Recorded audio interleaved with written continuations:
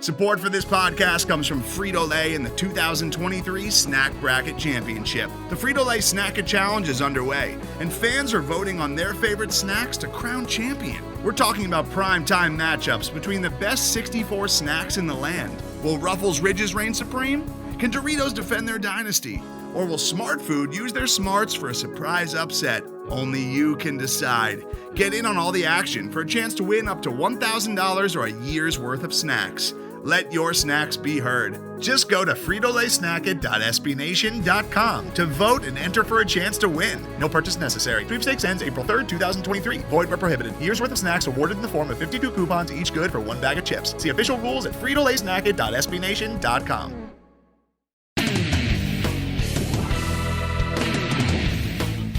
And we welcome you to this edition of Black and Gold Banneret Podcast. I'm Eric Lopez hosting as Jeff Sharon is on vacation. That's what he told us.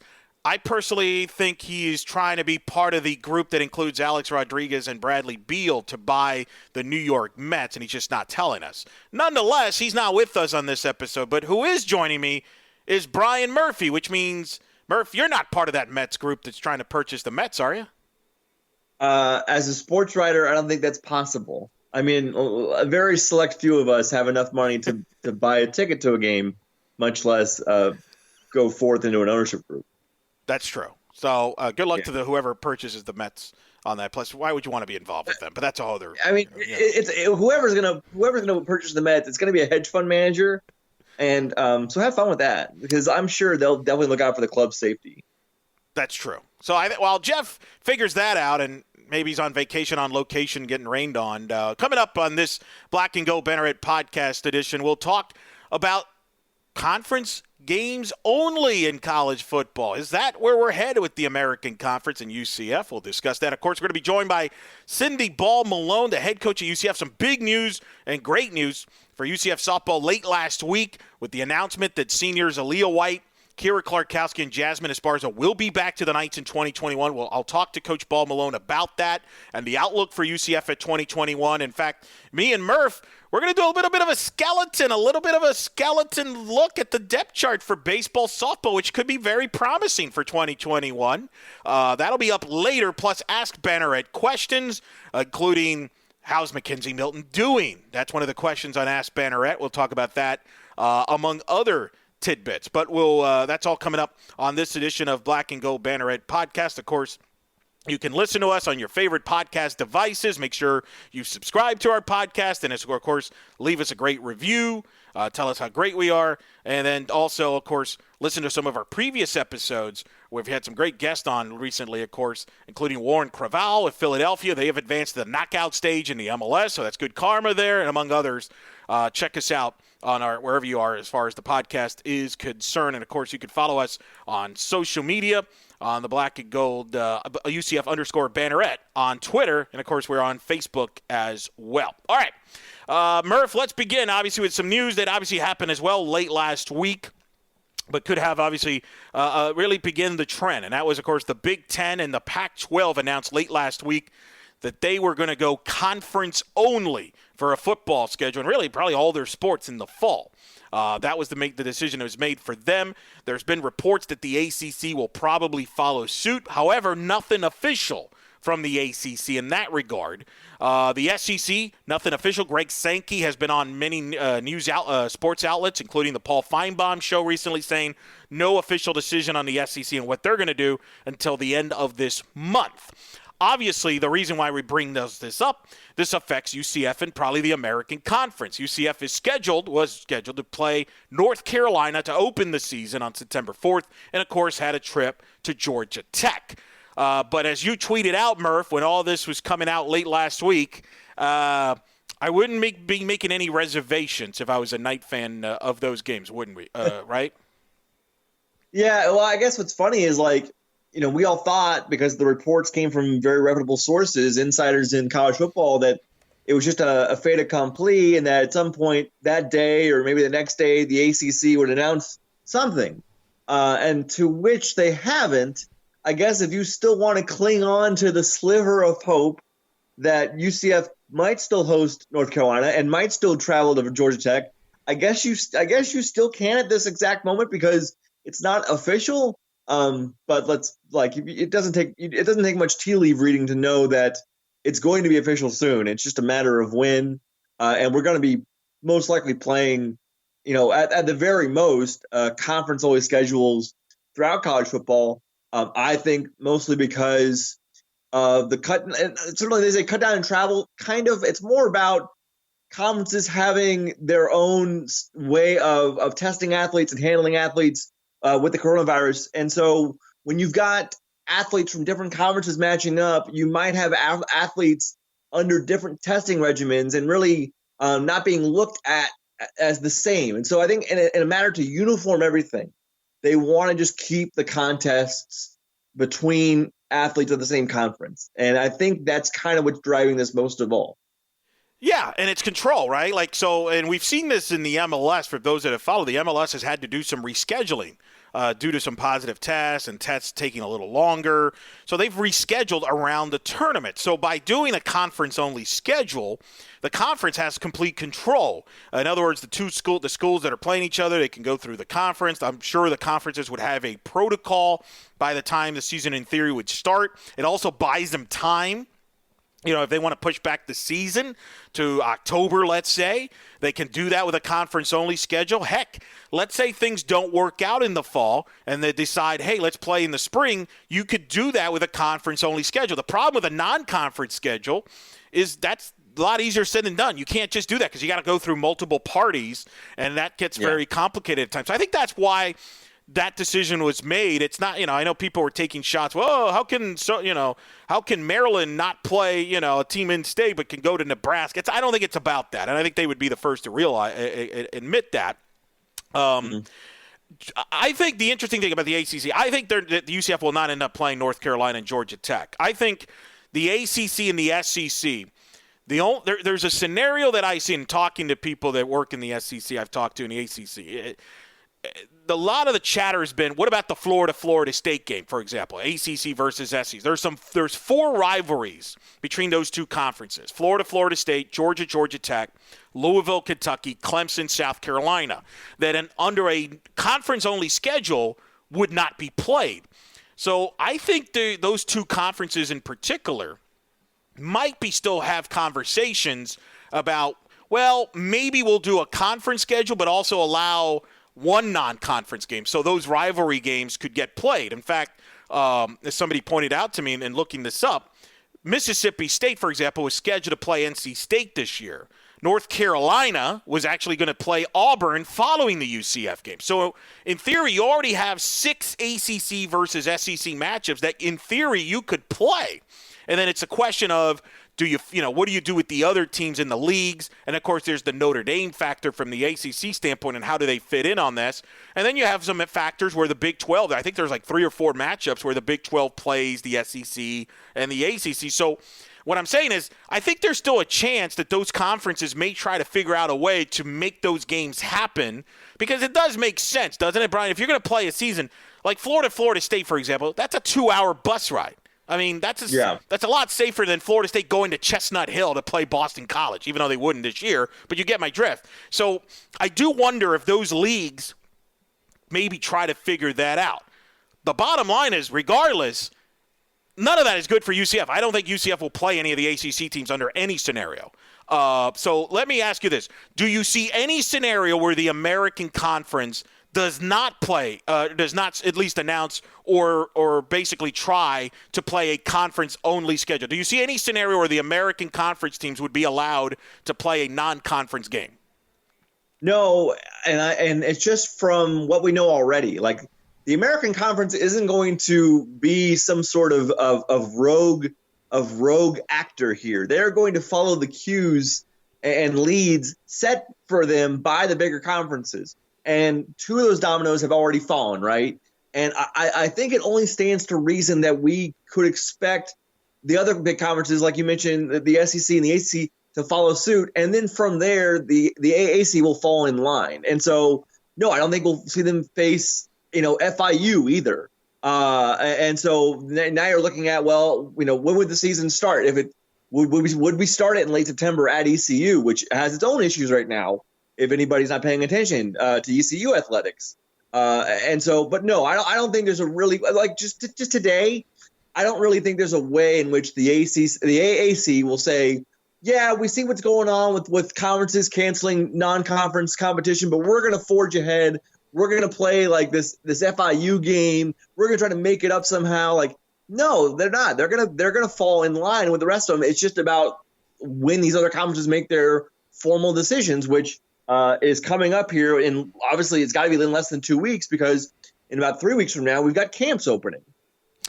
You do. And again, I don't see the ACC allowing their teams to play a non-conference game unless it's one of those situations where they have an agreement, for example, with the SEC and allow those rivalry games to happen. I'm not even 100% convinced that's going to happen.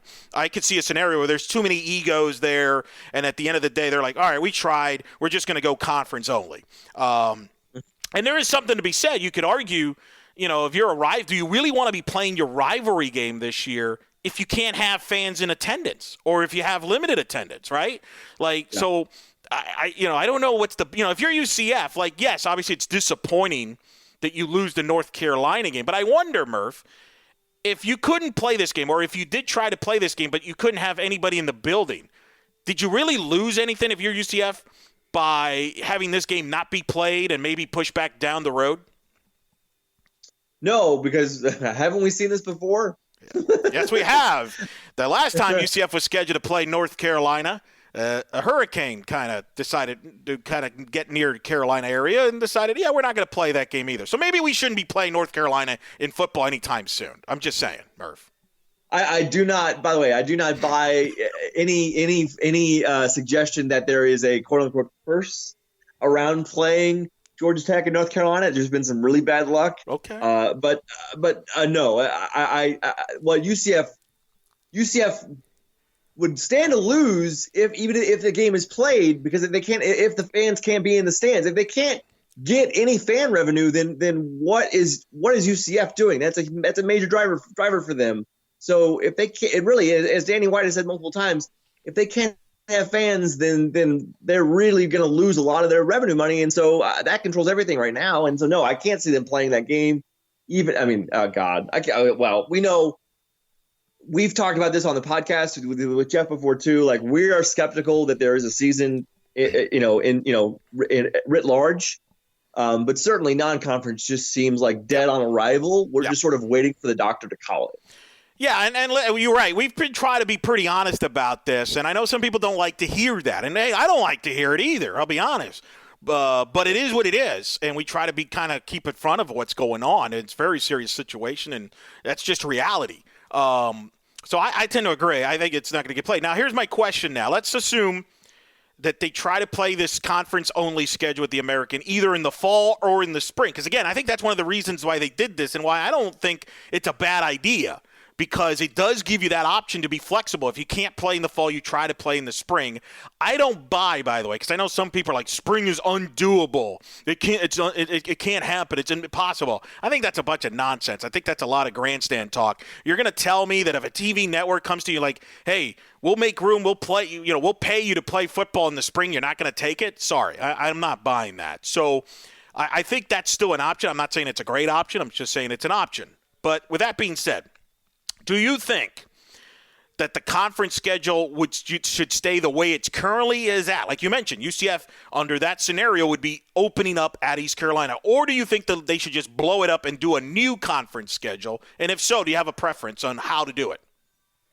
Oh, God, no, I haven't even thought that far down the road. So, no, I wonder if you have any ideas on this? It sounds like posing that question, you do? Yes, because I certainly would not. I certainly would have no idea of starting from scratch, ripping this up, and planning out a full new schedule. That seems to be more needlessly complicated than just moving what you have down the road. Well, the theory behind that is to try to, again, for example, and the reason I bring this up, because this has been a chatter now in the Big Ten and how they're going to do the schedule. And so, for example, you could redo the schedule, because one of the games that's scheduled is Tulsa's scheduled to come to UCF. Do you really want that? Or, ironically enough, do you try to go more regional? So, for example, UCF would only play teams from the eastern side. In other words, East Carolina, South Florida, Cincinnati, stuff like that. Do you consider doing home and homes as part of a conference schedule? I know that's been floated by the Big Ten as possibly playing their own division and playing a home and home. So, in other words, Michigan would play Ohio State twice. Some people have floated that, like in the ACC, Miami would play Florida State home and home. In the theory, again, it's more geography friendly instead of, so in this case, UCF would play South Florida in a home and home instead of having to go and play Tulsa or playing somewhere far, although their schedule is kind of unique in that regard. Part of the problem with all that is, as you know, and I think this is part of the problem that these conferences are now finding themselves into, by the way they realigned and expanded, where they kind of took geography for granted, i.e. West Virginia and the Big 12, it's kind of hard to do that. And that's what they have found themselves into here, and have put themselves in this situation where it's almost impossible to be geography-friendly scheduling in a conference because you're so spread out. So yeah. I don't know. I mean, so I'll just toss this to you because I don't have a strong preference. I'm like you. I'm like, if you want to tweak the schedule a little bit, and a lot of it too depends on how many games you want to get in. Are you going to try to get 8 games in, 10 games in, things like that? What's ironic is the American has pretty much eliminated conference, the divisions. Do they try to bring that back to do like a pod system to do scheduling? First of all, would you be for or against a home and home type of a schedule where you play a team twice? No, I would not be against that. Okay. I would not be against that. Would you be for or against a pod schedule where you only play certain teams in a division? You break them up into pods and you play that team. So again, but how are the divisions breaking down? What does that look like? You almost. You could do it ironically, like you used to do with the American Conference East and West division. The irony is, right now you're at an odd number. That's the biggest problem the American has. So I don't think I don't think that's a really good scenario for them. They kind of needed that 12-member to make that work. Yeah. So I'm kind of like you as far as the Americans concerned. I don't think they have now I could see maybe a tweak where maybe instead of UCF playing Tulsa, could you see something where maybe UCF plays a Navy, for example, because from a geography standpoint, going up to Maryland is maybe easier than going to Tulsa, Oklahoma, for example. Mm-hmm. And maybe you do some tweaks like that on the schedule, but otherwise I don't know what else the American can do. So you're just going to pretty much keep this conference schedule the way it is. Yeah. Although I'm sure there's UCF fans listening. Well, obviously there are, but there are people listening to you right now who said, wait, UCF may not have to go to Tulsa. Please, can we have that? We'd love that. Well, this year, go that. So yeah, I'm looking at Tulsa in this scenario. Obviously, this year they would be scheduled to come to UCF, and let's take it from Tulsa's perspective. If you're Tulsa, do you want to come all the way to Orlando right now? Now, granted, let's remember most of these teams fly charters. It's not like they're flying commercial. But keep in mind, if you decide to do conference only, that's going to affect other sports as well. It's not just football only. I think it's going to be across the board. So as far as in the fall, if they play in the fall anyway. Well, and the conference only schedule, it's not only about UCF, but it really hurts the little guys, and that's what people obviously may not want to care about because we're so locked in on UCF. But those games against the FAMUs and the FIUs, if we don't get those because it's all conference scheduling, that really sucks for those schools that need that money. So if they keep the schedule the way it is conference-wise, UCF would open at ECU. They would then host Tulsa on October 3rd. They would then go to Memphis, big game there, with a bye week, by the way, which some people have also thrown that out there as another reason to do conference only is maybe you've built in some extra bye weeks in case, somebody tests positive, maybe you get an extra week. That's been floated. I don't know how realistic that is. If you can, do you give teams multiple bye weeks to kind of work with that? Isn't Arkansas trying to do that? One of those teams is trying to do that in the South. Sure. I'm sure. I think every idea has been floated there. UCF would host Tulsa. They would go to Houston, host Temple, host Cincinnati, go to USF. Ironically enough, Murph, I could make the argument that the UCF football schedule is as pretty friendly from a geography standpoint as it gets from a travel standpoint. Like their furthest trip is what? Houston? I mean, it's probably Houston. Because they don't go to Cincinnati. They don't go to Cincinnati. And again, I think this is one of those years again where they don't leave Florida, I believe, after October. Correct. Again. Halloween at Houston. After that, they're in the state of Florida. They were scheduled, and still are, as of now, scheduled to host FAMU November 7th, host Temple November 14th, host Cincinnati November 21st, at USF November 27th. We all know that's an extra home game. Let's be real. So if you're UCF, you probably don't want that schedule to change too much, right? Like, so I think you're right. I think if they go conference only, I think it's pretty much going to be the basically that schedule, maybe a tweak. I could see some tweaks. Maybe Tulsa doesn't come here because it's too far, so maybe a Navy comes here instead or something. Something crazy like that.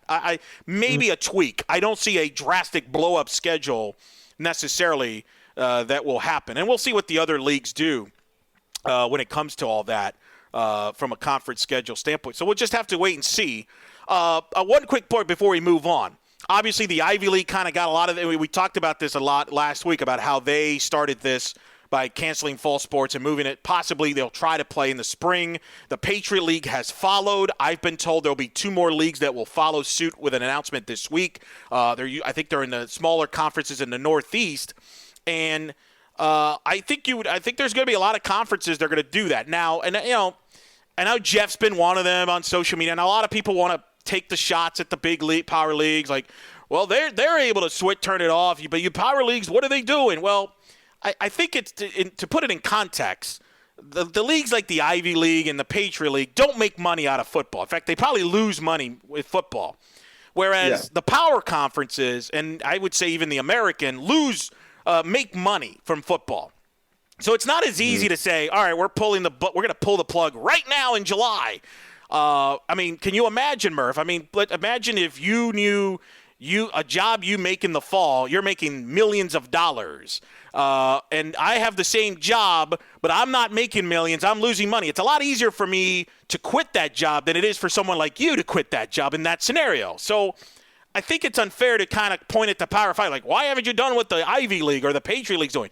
Totally different animals. They may end up doing the same thing, but I think they're going to drag this out as long as possible to see if they can salvage some of this. And quite frankly, there are some teams in some leagues that probably feel like they can only play in the fall because the spring could be a lot more complicated.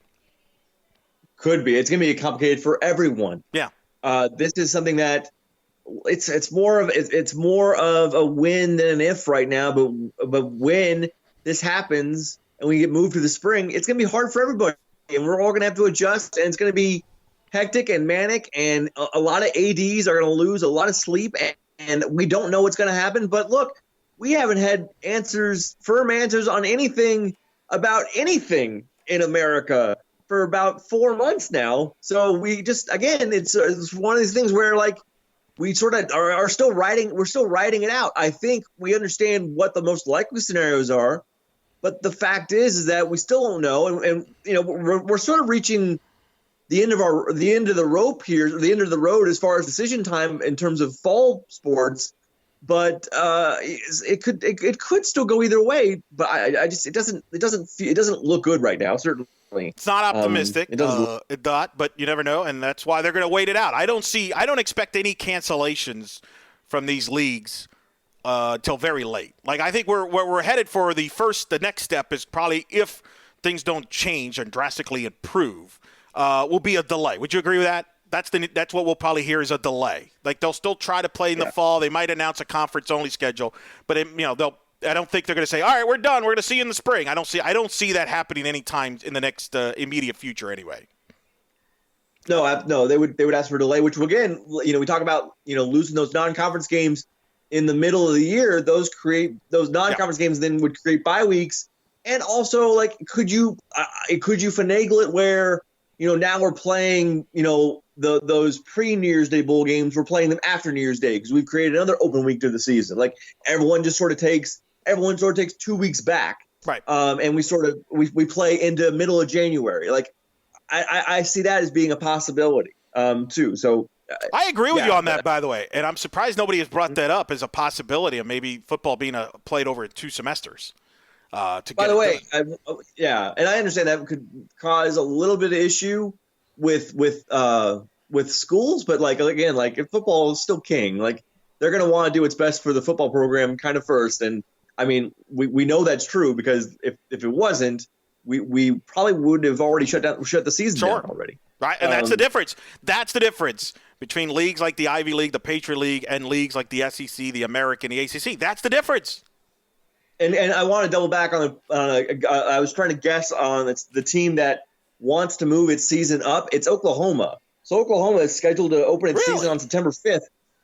Oklahoma is actually scheduled to start on September 5th. They want to move it up to August 29th because it would then give them an open date after each of its first 2 games. And thus, in case someone tests positive, you would have this buffer period after week 1, and you'd have a bye in week 2, and then you'd have a game 2, and then you'd have another bye.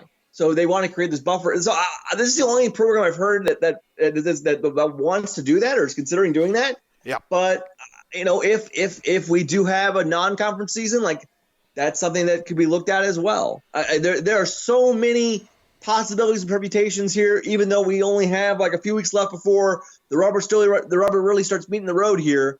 There's still so much we don't know, but it's mind-boggling to even speculate because it's just we just don't know. We don't know, and not many do, and that's why you got to kind of go day by day. What we do know is we still got preseason awards coming out here and nominations. UCF's involved.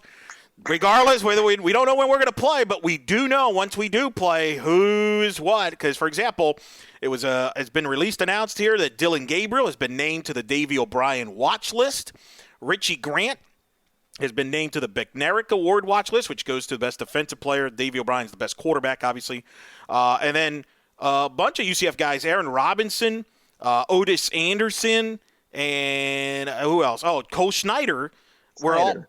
Yeah, he was part of the Phil Steele preseason All-Americans team that was released there. I don't give the Phil. I know Phil is like he does like the Bible for college football preseason mags, but I don't look at that as I don't know. Is that as illustrious as being put on a national award watch list? I don't. No, think but so. When you're looking for content and material to write when there's nothing going on, you'll take what you can get, right? I'm sure that's. I'm glad you brought that up, Eric, because usually I really wouldn't.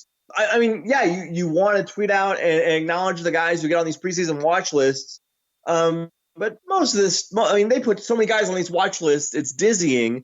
And, the field is going to be pared down really quickly. But look, there's not a whole lot else going on. So let's do a little fun thing that I normally would not do in a normal year. Let's take the rest of the national awards. We've got quite a few left here over the next week and a half or a week and a day left and predict which UCF players are probably most likely to end up being on these lists. Now, as we record on Wednesday night, July 15th, an atrocity happened earlier today. 76 running backs in the FBS level were put on the preseason watch list for the Doak Walker Award, which honors the best running back in college football. Last year, Greg McCrae was on that list for UCF. 76 players this year. None of them were UCF running backs. Now, I understand that Greg McCrae didn't have a great statistical year last year because he was hurt. Otis Anderson, because he does so many other things, really isn't classified as a running back. Bentavious Thompson just probably didn't play early enough to get the stats that people like to see. But look, you can't tell me there are 76 running backs in college football that are better than that are better than one of UCF's. If we're all just looking at stats and that's all we care about, then again, it sort of goes back to my original thought of like why these preseason lists are kind of dumb. I know they mean a lot to the players because it's you want to have that honor, but like you got people that are just looking at stats and putting names on paper. And the fact that a UCF running back was not nominated today for the Doak Walker Award It's ridiculous, and it was really. I mean, if among all of the awards, that was one of the ones where I thought surely UCF would be a shoo-in because they've got so many weapons, but no, they were not. So who would you have picked? I probably would pick Greg McCray. He's just he's the best pure running back. Otis Anderson, I'm going to mention his name here in a minute. So he's got his own thing. He's got his own field, really. But Greg McCray should be on this list. Again, there are not 76 running backs in college football better than Greg McCray. It's ridiculous. So this podcast will probably not be out before the next award is announced. The next preseason watch list is announced. That's the Blitnikoff Award, going to the best wide receiver in the nation. That award, I know this won't mean anything to those listening now, but that award is actually coming out 8:30 Thursday morning. So certainly you'll be listening to this after that. Gabe Davis was on this list last year. I think obviously the two obvious nominees for UCF are Trey Nixon and Marlon Williams. They usually select around 50 to 60 wide receivers for the Blitnikoff Award watch list. I'm going to give a slight edge to Trey Nixon here, but it's kind of 50-50. I do think one of them makes it, but if I had to bet, I'm going to go with Trey Nixon. The stats are pretty even, but he's been, it's hard to say. It really is. It's splitting the hairs, but I'm going to go with Trey Nixon there for Blitnikoff. The Mackey Award on the 17th honors the best tight end. We really don't have any standout tight ends. We have a lot of new guys that we're all really interested to see, but Jake Hescock is not getting on that list. So then we have the weekend. Then we have the Jim Thorpe Award on the 20th of July. I believe Richie Grant was nominated for this award last year as well. I expect him to be nominated for this award again this year too. It's for the best defensive back in the nation. And so this covers cornerback and safety. So you should have Richie Grant on this list again. It would really shock me if Allen Robinson, if Aaron Robinson is not on this list. He really should be. He's arguably UCF's best DB last year, corner or safety. You really could pick a bunch of guys. I mean, even take Allen would have like an outside shot. But like Aaron Robinson and Richie Grant should be on that list on Monday.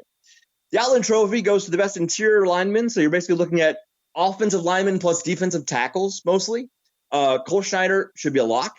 Parker Boudreaux had a really good season. Is he going to get recognized? I don't know. And then defensively, like, would you put Kenny Tunier on this? He's probably the lead nominee on the defensive line, but I don't think so. But I think Cole Schneider should definitely hear his name on the preseason watch list. Should be a lock. Yeah, for that on Tuesday, the 21st. The Nagurski Award going to the best defensive player overall. Again, Richie Grant, Aaron Robinson. I'll throw in Eric Mitchell here because he's had a decent season, but it's kind of I'm just throwing out new names. But again, like Richie Grant, Aaron Robinson, like that's your short list. They should be on this list. The July 22nd, we have the kicker awards, kickers and punters. The Ray Guy and Lou Groza Award. Apologies to Daniel Obarski and Andrew Osteen. I do not see either one of them on this list. Doesn't mean they're not good kickers. This probably means they did not have that great of a year last year. And like we see with the running backs, when you don't put up Boffo stats the year before, no one recognizes you no matter how talented you are.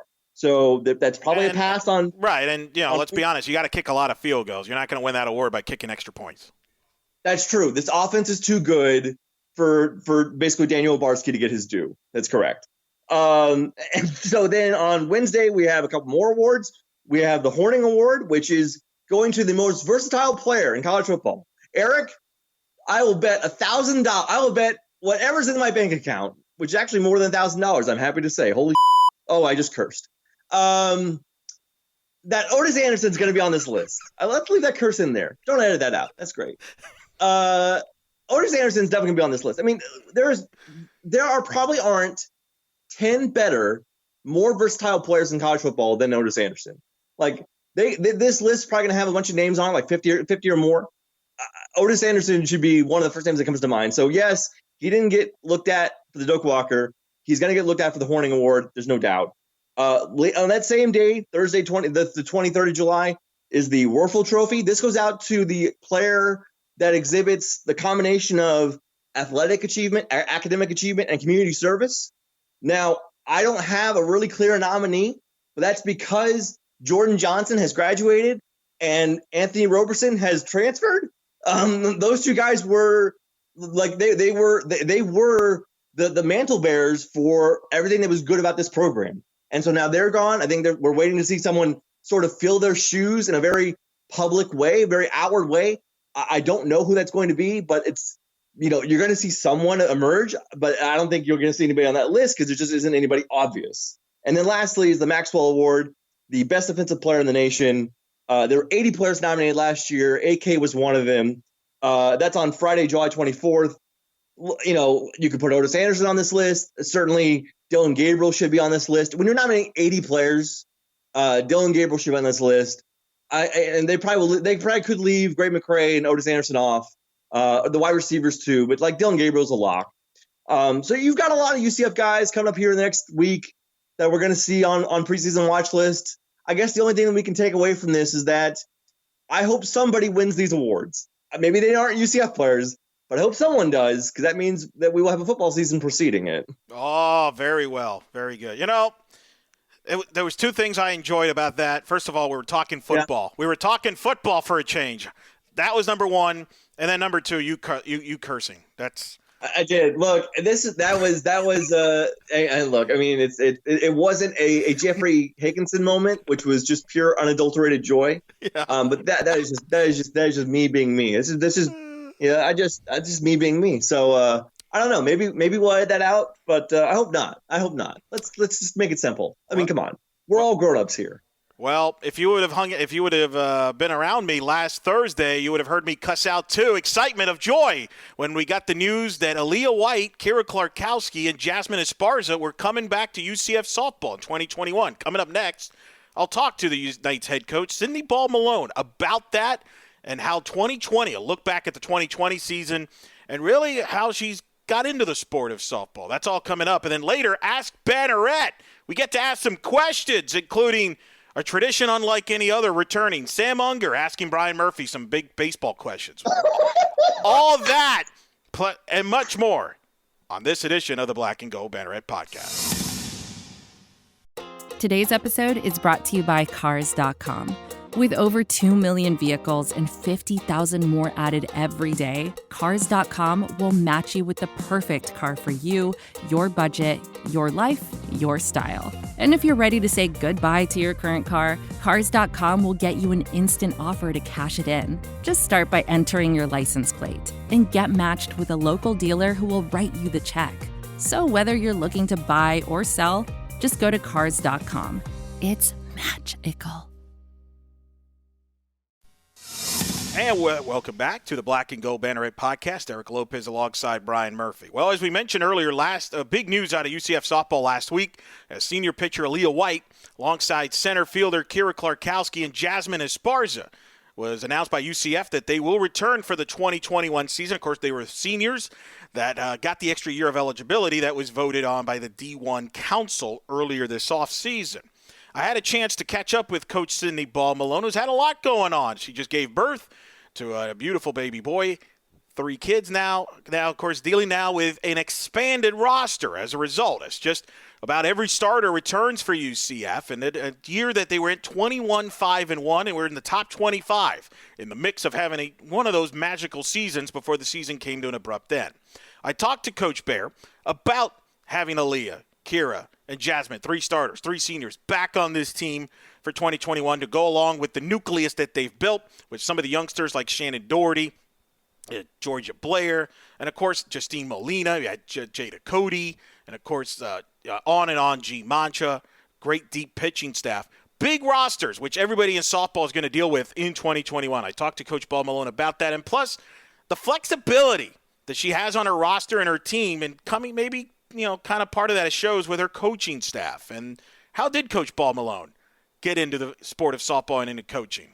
We discuss all that right now here with Cindy Ball-Malone on the Black and Gold Banneret Podcast. And joining us now, of course, and just finishing up her second season as the head coach at UCF, of course, was a tremendous player, All-American at Pacific. I speak of Cindy Ball, who joins us, Cindy Ball-Malone. Coach Bear joining us. How you doing?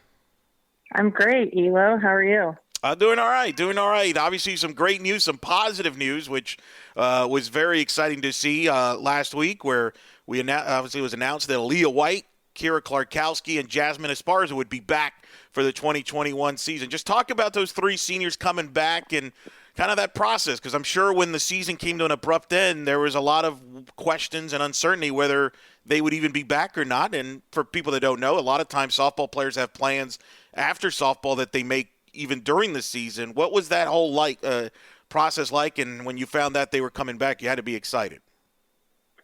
Well, definitely. I know, the obvious answer would be on the field. They do so much with Kyra defensively, Jazz offensively, did a lot of great things, and then Alea in the circle. But I am especially excited about them being able to lead this program one more year, because they scratched the surface last year. They got hungry, and so they get to use this pause time to reflect on what they can change and how they can keep driving this team to become more nationally recognized, and the end goal, playing in postseason as far as we can go. Yeah, it's tremendous. And now, they come back, and you've got pretty much most of the roster coming back from this past season. You're going to have the same issue that a lot of coaches are going to have, but it's a good problem is you're going to have a lot of talented players on your roster. That's going to be unique, but it's a good problem to have, though, right? Oh, yeah, it's a great problem. And we've talked about it. It's we get to have these Zoom calls still, and so we've chatted about, look, it's going to be a large roster. Travel size is going to be different. It's going to be a very competitive atmosphere. And so they're excited to be able to continue what they started this past season. But I said, just keep making our job more difficult, because that means we're in a really good spot. But it does.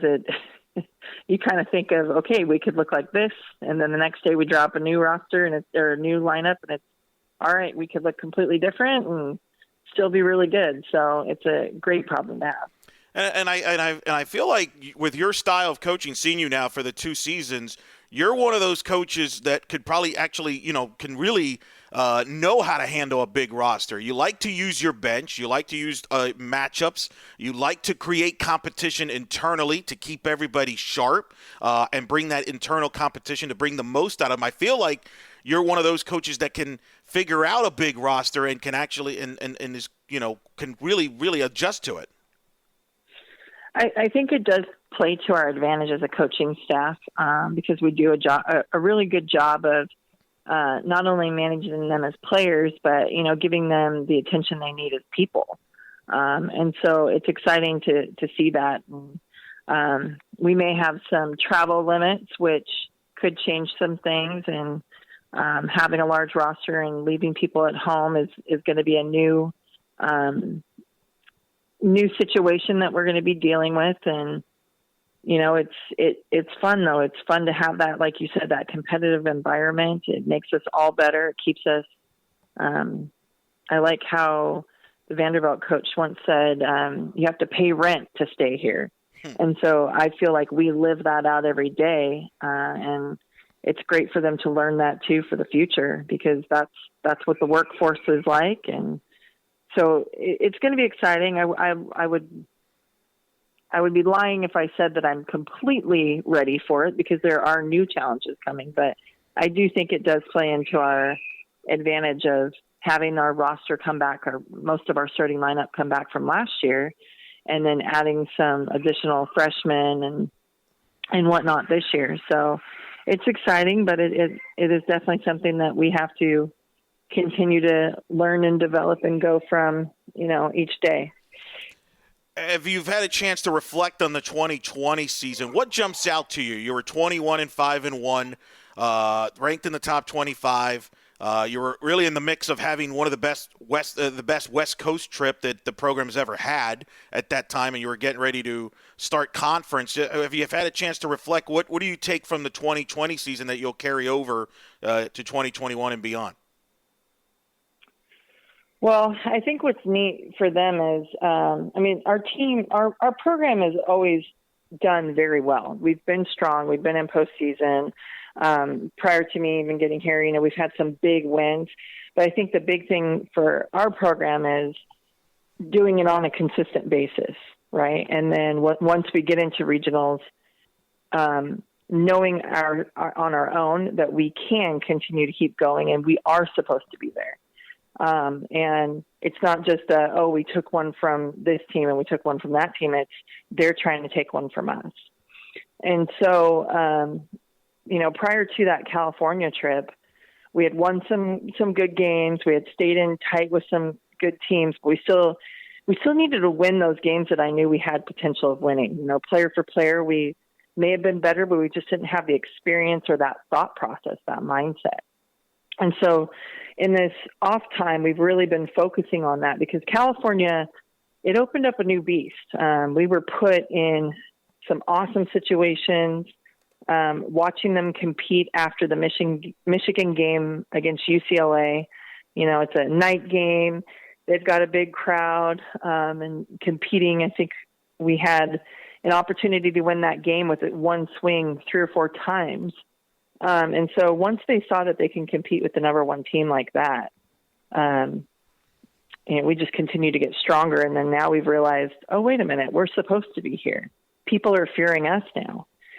So this off time, we've really focused on what our mindset's going to be of, you know, not are we getting to regionals? It's okay, are we hosting regionals? And then once we tackle that, who are we playing in super regionals? And so they're changing their mindset in that way. And that comes with being successful. You know, when I got here, we said we're going to be successful in the classroom. We're going to be successful in the community, in the weight room, and then that'll all transfer onto the field. And I mean, our team just does such a great job in the community. And we lead the pack with our program and our school in community hours. Our academics, we've hit another record this last semester. And so they're learning what it feels like to be on top and loving it. And then they're like, okay, we want a little bit more. So it's going to be exciting to see how that all works. They're definitely not satisfied. I guess as a coach, you could say having that season and then then putting getting a pause put on it, it keeps them hungry. And so for us, we haven't had to motivate them. They are motivated. And so I would say that that's really the big thing that I'm seeing is you can see them transitioning into we're the big dogs and we're not just going to try to go steal games. We've got a target on our back now. And it's a group that's probably tight. I mean, you had that lengthy West Coast trip, and I remember, you know, we talked about it before the season and even during that, you know, that you'll learn a lot about your team, and you responded so well. You mentioned you beat Michigan up at UCLA. Shot Pockers, tremendous base running, scoring to the winning run there to beat the Michigan there. You beat Long Beach State, you beat San Diego State, and then you ended the season on a 14-0 run, winning at Northridge, and then beating Fullerton up, getting revenge for the earlier matchup, and beat them at their place 7-0. So it felt like from the outside that this team was really clicking and together, maybe that bond that you've talked about since the day you got here.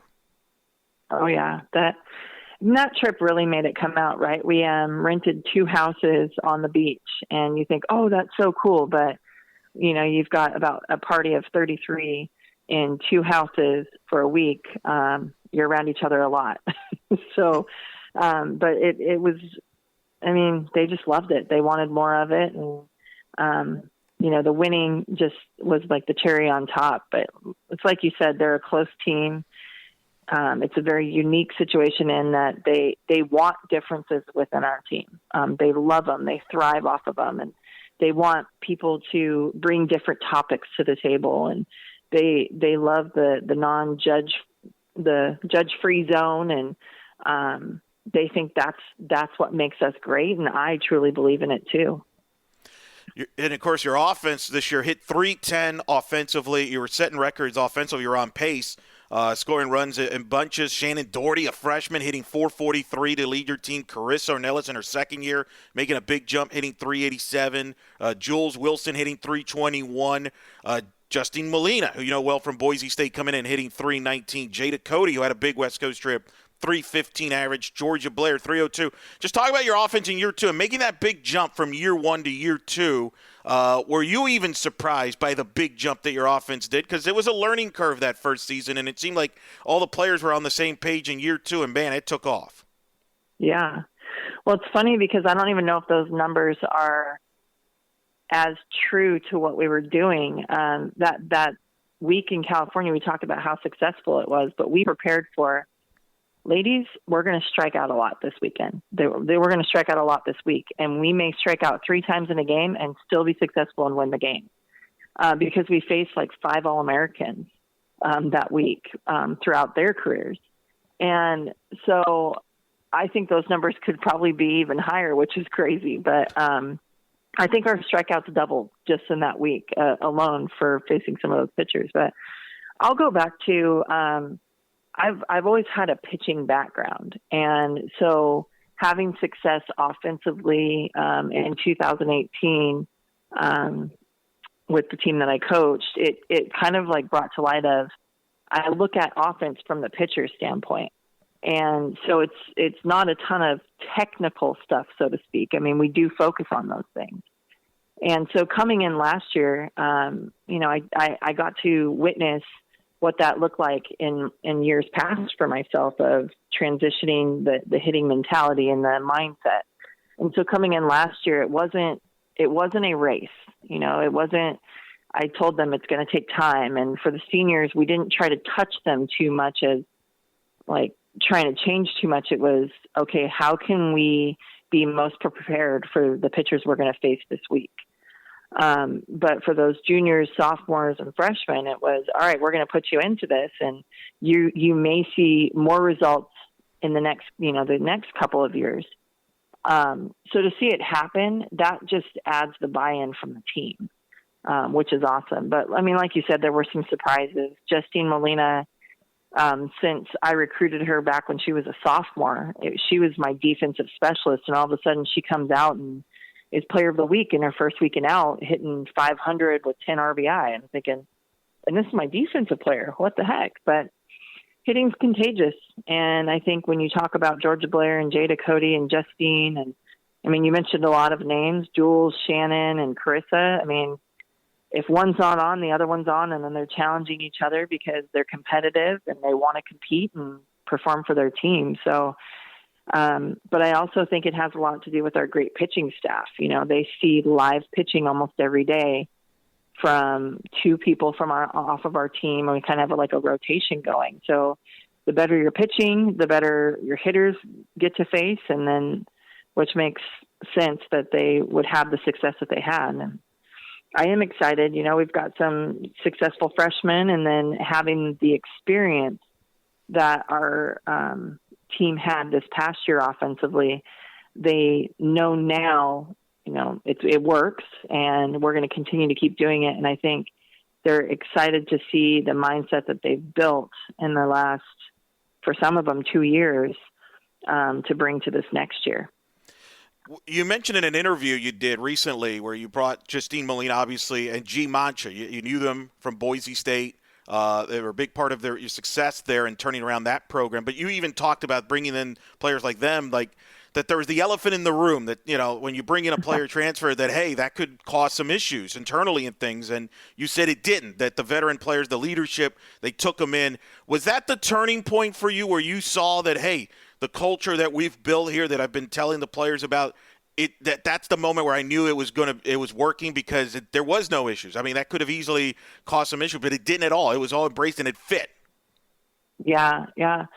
Well, I think, the turning point, like you said, definitely. And when did I notice it? I would say probably at the end of fall, and G and Justine and Georgia, I mean, they all had great years this year and probably set to be one of their best years of their careers, those 3 transfers.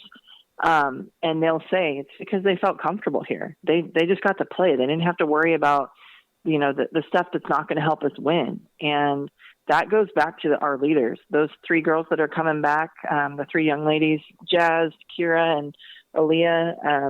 They helped a lot with that transition and that change of some of our transfers coming in. And then I'm not even mentioning Aubrey Johnson, who was a huge leader and played a huge role in all of that. And, you know, fortunately, but unfortunately, she's in grad school, had done a great job to get into the grad school that she's in. And her previous commitment, she couldn't back down on that because she had been working on it since last fall. So those four really played a huge role in, look, it's going to help our team win. This is where we want to be. We may not like it every day. You know, some of them are going to come and take our spots, but if it's going to bring this program to the level we want it to be, I'd rather be a part of that. And they did such a good job of reminding the freshmen and the sophomores of, you know, there's people, when playing time comes about, lots of problems can occur. And we have a huge philosophy in, and you'll hear the girls say it, that all roles may not be equal, but they all have equal value. And we talk a lot about our bench. We have an All-American bench. And if you come and watch one game, you know exactly who those All-Americans are. And our team will talk about, we need to travel those people. They may not even get into the game, but their value of who they are for us is so important. And so when I started to hear our girls talking and using that language in our pre-practice meetings without the coaches initiating it, that's when I thought, okay, we've got something special here. And it's almost scary of, all right, I got to be on my game to be able to lead this because they're passing me up with this wisdom. And so, but I do think that, you know, once you start to have that and people feel good and they feel valued, you get the best out of them. And we have, you know, some people are performing on the field, some people are performing in the classroom, some people are just amazing people on our team that do such great things, not only in the community, but for our community, our group. So it's fun to see, and that can kind of sound like a little bit cheesy, I guess, but we're living it and loving it and buying into it. So I want to share it with everybody because it's working for us. Yeah, it really is. And it really showed in your pitching staff with G coming in, winning 6 games. You had obviously Alea leading the way, 11 wins, was among the top leaders in the nation in wins and shutouts at the time. Bree was having a great year with a 1.79 ERA. Just talk about the pitching staff as a whole, a 2.32 ERA as a staff, and your overall thoughts, because it looked like they were clicking towards the end. I mentioned 2 shutouts to end the year, and Alea in particular in that West Coast trip, she was coming out of the bullpen and starting and pitched a great game, gave you a shot to beat UCLA. Yeah. Well, you know, they say it starts in the circle, and it truly does. I mean, what we talk about, all roles having equal value. When I got here in 2018, Alea shook my hand and said, I need help. And at first I thought that was like, oh, she's looking for pitching help. And I was like, well, she's really good. I don't know what she's talking about. No, she needed other players because she knew that it's not a one-man show anymore, you know, these days with the hitters that we have. Or a one-woman show, I'm sorry. And so she thrives off of having that leadership or that staff, and they are the leadership on the field. It starts with them, you know, the 3-headed monster of Bree, G, and Alea. But then we also had 3 other pitchers in the bullpen pushing them every day. You had Kiana, you had Maddie Davis, and then you had Cassidy Kanjemi, who those 3 they're probably one of our hardest workers on the team. And so if they're not keeping up with those 3, they're not who they are today. But it's awesome to see that you have a transfer in Gianna Mancha coming in, and Bree and Gianna and Alea are awesome friends. You know, G couldn't have been more excited that Alea was coming back this year. And Alea the same with the other 2. So it's exciting to see how they understand that they need each other to be successful individually and as a group. Because I think back to my playing days, I wanted the ball all the time. And we talk about that. You guys, we want you all to have the ball. We want you all to think about having the ball. But we're also going to be smart about who we're matching up with who and when we're bringing them in. And like you said, now they can play different roles. Alea was preparing to be a closer, to be a starter, whatever we needed her to do. because we were preparing to get as far into the tournament as we could. So it's exciting to see how they grew and fed off of each other, and they still do. And that three-headed monster gets to return. And as a coach, when you've got pitching, the other stuff's not easy, but it makes it more fun, I guess, to be able to put it all together. And how important was it? You met Alea, and you mentioned when you came in, she's had individual success at the time, and that that could be tricky at times because you obviously offer things where you feel that she could do better. It could have been easy for her to say, "Well, wait a minute, what I've been doing has been successful," but she was very willing to listen and adapt and listen to what you were teaching her and what things she could do to make her better, which was working. Just talk about that, because I would assume that helped too with the rest of the staff and adapt. And really, I think she was a better pitcher the last time we saw her than she was when you first met her. Yeah. Well, it's interesting, the willingness to learn and to change things. We talk about it a lot, is being okay with showing your vulnerability in front of people. And I think that has a lot to do with it. But I mean, it's like you said, we just have a great group of Kendra and I. We work very well together. Kendra manages the bullpen day to day. But again, that's my love and my passion, and is what I've always done. So I'm going to have a very close eye on it, obviously. But we work so well together, and we bounce ideas off of each other, and then we make sure that the terminology is similar and we're not confusing people, right? Like we're not trying to battle to show who has the most knowledge of pitching. It's let's work together so we can get this to our best product to put out on the field. But the willingness to learn, the vulnerability, that those things are huge when it comes to team dynamics, but then even when we're learning and trying to develop better on the field.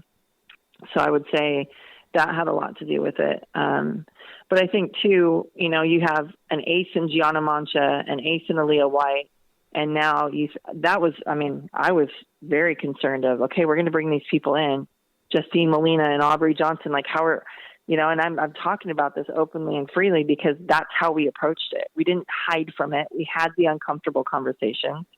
And I told the girls that transferred from Boise of, look, you're going to have it tough. I'm not going to be easy on you. This team needs to see that I'm going to ride you a bit, because we can't have anybody saying those are my favorite kids. And we just talked about it. We talked about it in groups. We prepared for it. And we basically said that in order for this to work, we have to be mature. So all those pieces together, I don't know if I answered your question exactly, but all those pieces together is where we are. And we'll come up with other situations where we're going to have to think about it. But I think being open and honest and having the tough conversation is why we're at where we're at as a team.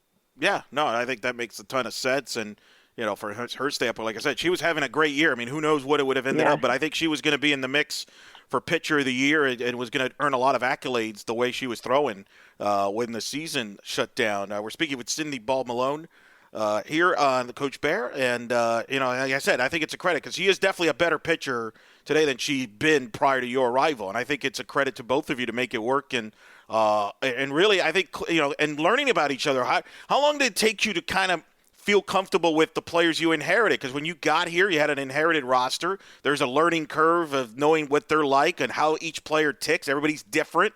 How long did it take you to adapt and kind of feel comfortable with, hey, I know these people a little bit better now and things like that? Yeah, well, I'd have to, I think one of the smartest decisions that I made, and is keeping Tiffany. Sometimes it's tough to, Tiffany Jordan. It's tough to think, okay, I'm going to keep a coach from the previous staff and feel like the loyalty and, they're going to go in that direction. But she also gave me a lot of insight into what the kids have done, who they are, and what they've done from, how they work, how they like to hear things, what they're more receptive to. And Tiffany helped me in so much with that. And she did a great job, too, of jumping on board. I mean, I'm very different from Coach Gillespie. And that it's not saying one's right or one's wrong. It's just, and we talked about that, right? Like, I'm me. I'm not going to be able to be the previous coach. And that's okay. No one's wrong. It's just that's life. You know, you have to be your best self. And that means I can't pretend to be somebody else. So I think that really helped with the transition. And then the other thing is just kind of sitting back and observing. You know, if you meet me, I'm probably somebody that looks like I just jump at things and I go, but I do a lot of observing. And there's times where people may think I'm mad. I'm a thinker. I look at things and see things. And I mean, my husband told me one time, like, you have this look on your face, like you're so mad. And I said, really? I'm just thinking. I don't know what you're talking about. Right. And so it like him telling me that really helped me in my coaching, because I realize I'm always going up there in the brain. And so just watching and observing and being able to adapt to each of the different types of learners, I wouldn't say it took too long, but, you know, you pick the people that you feel you can connect with the most, the people that have the mic on the team, and then you start to reach out to everybody that way. And I mean, we had our bumps in the road last year, but all in all, it was, again, one of the stepping stones to why the season is the way it is this year, because, you know, some of those players on the team last year that maybe aren't on the team this year, they could have done something or said something that where people wouldn't listen to us, and they didn't. They were very respectful. They worked hard. And they did well under different management, so to speak. And, you know, it's funny being able to talk about this openly, but this happens. This is just like things in the workforce, like I said. And so we talked about it a lot. And I think all of those things combined really helped with the easy transition. But again, it starts in the circle. Alea, she allowed me to push her. She allowed Coach Kendra to push her. She allowed us to make her feel uncomfortable at times. There were some tears in the bullpen, but she's just such a great person and a great kid and a great competitor. And so that allowed for us to show how, you know, we're going to push you through these things, and then you go and have that success on the field. And then other people see that, and then they want a piece of it. So I wouldn't say it was something that we did really fast, but I definitely pinched myself, and I'm kind of looking for something to, you know, is the sky going to fall here? Because why is this going so quickly? And why are things feeling so great? And why do I feel so comfortable? And it's okay to, you know, have success and feel that way. But I've learned to not look for the bad stuff. I've learned to know that each adversity that we face is just going to make us even better. And so we enjoy building through that adversity as a team. You mentioned, of course, Coach Jordan, Tiffany Jordan. She was a Hall of Fame player at Youngstown State. She's in the Hall of Fame. Kendra, of course, you mentioned Kendra Kirchhoff, was an All-American at North Carolina, two-way player, played outfield and pitcher. Just talk about your staff, because there's a lot of versatility within your staff. Like, yeah, you know, you mentioned Kendra helps you in the bullpen, but she could help you out on offense. Tiffany obviously runs the defense, but there's a lot of flexibility where you all seem to be kind of like can chip in on any situation. There's no like, well, you're only doing this and there's that. There's a lot of flexibility there, and the three of you have had success as a player, which I would imagine is a fascinating deal where all three of you know what it's like to be a player and a coach. Yeah. Well, it's just like you said, and I didn't even realize it until you just said it, that we are definitely what you would see our players out on the field. Our players are very versatile and dynamic and can play different positions and do different things. And when you said that, I was like, wow, we're definitely a representation of what we want our team to be. So it is exciting. And I think, too, it was going to get tested had our season not ended, because I was going to go out on maternity leave. And Kendra and Tiffany and Coach Bobby, they were going to have to run it, you know. And so to see that and to hear what you're talking about, I didn't have any stresses of, oh, they're not going to be able to do it, because I knew that they were fully capable of managing all those pieces, because we do it on a day-to-day basis. All of us throw live, all of us can hit. Like you said, we've all had great playing careers and have been successful. And I'd like to say that I planned that, but I think it was just happenstance. It just kind of happened and created, and it just so happens we are also pretty good friends off the field. And so it's like you said, we talk about it a lot. We look at each other a lot of, it goes from the top down. And so if we don't do, and if we don't represent what we expect the team to do, we're not going to get anywhere. So I definitely believe that our coaching staff is a huge part in why things are the way they are. And they want more of it too. And we're all learning, and we all love to change things up a little bit, but then also understand that we need to keep things the same. So they make me better for sure. And I know that they'll tell you, I push them to the limits, and they might think I'm crazy sometimes. But then afterwards they come back and they're like, oh, I'm so glad we did that. And so as a head coach, that's all you can ask for. I mean, we may not have all the answers. I can say we don't have all the technological skills that some of our other schools have, but we know what we're good at, and we rock it. And, it's a great group. So I kind of went around your question, Elo, but I think just in answering that, we're just great people. And you can be frustrated with the people you work with, but being able to love them and have fun with them, and being able to lose with them and win with them. I mean, there's so many things that go along with that. And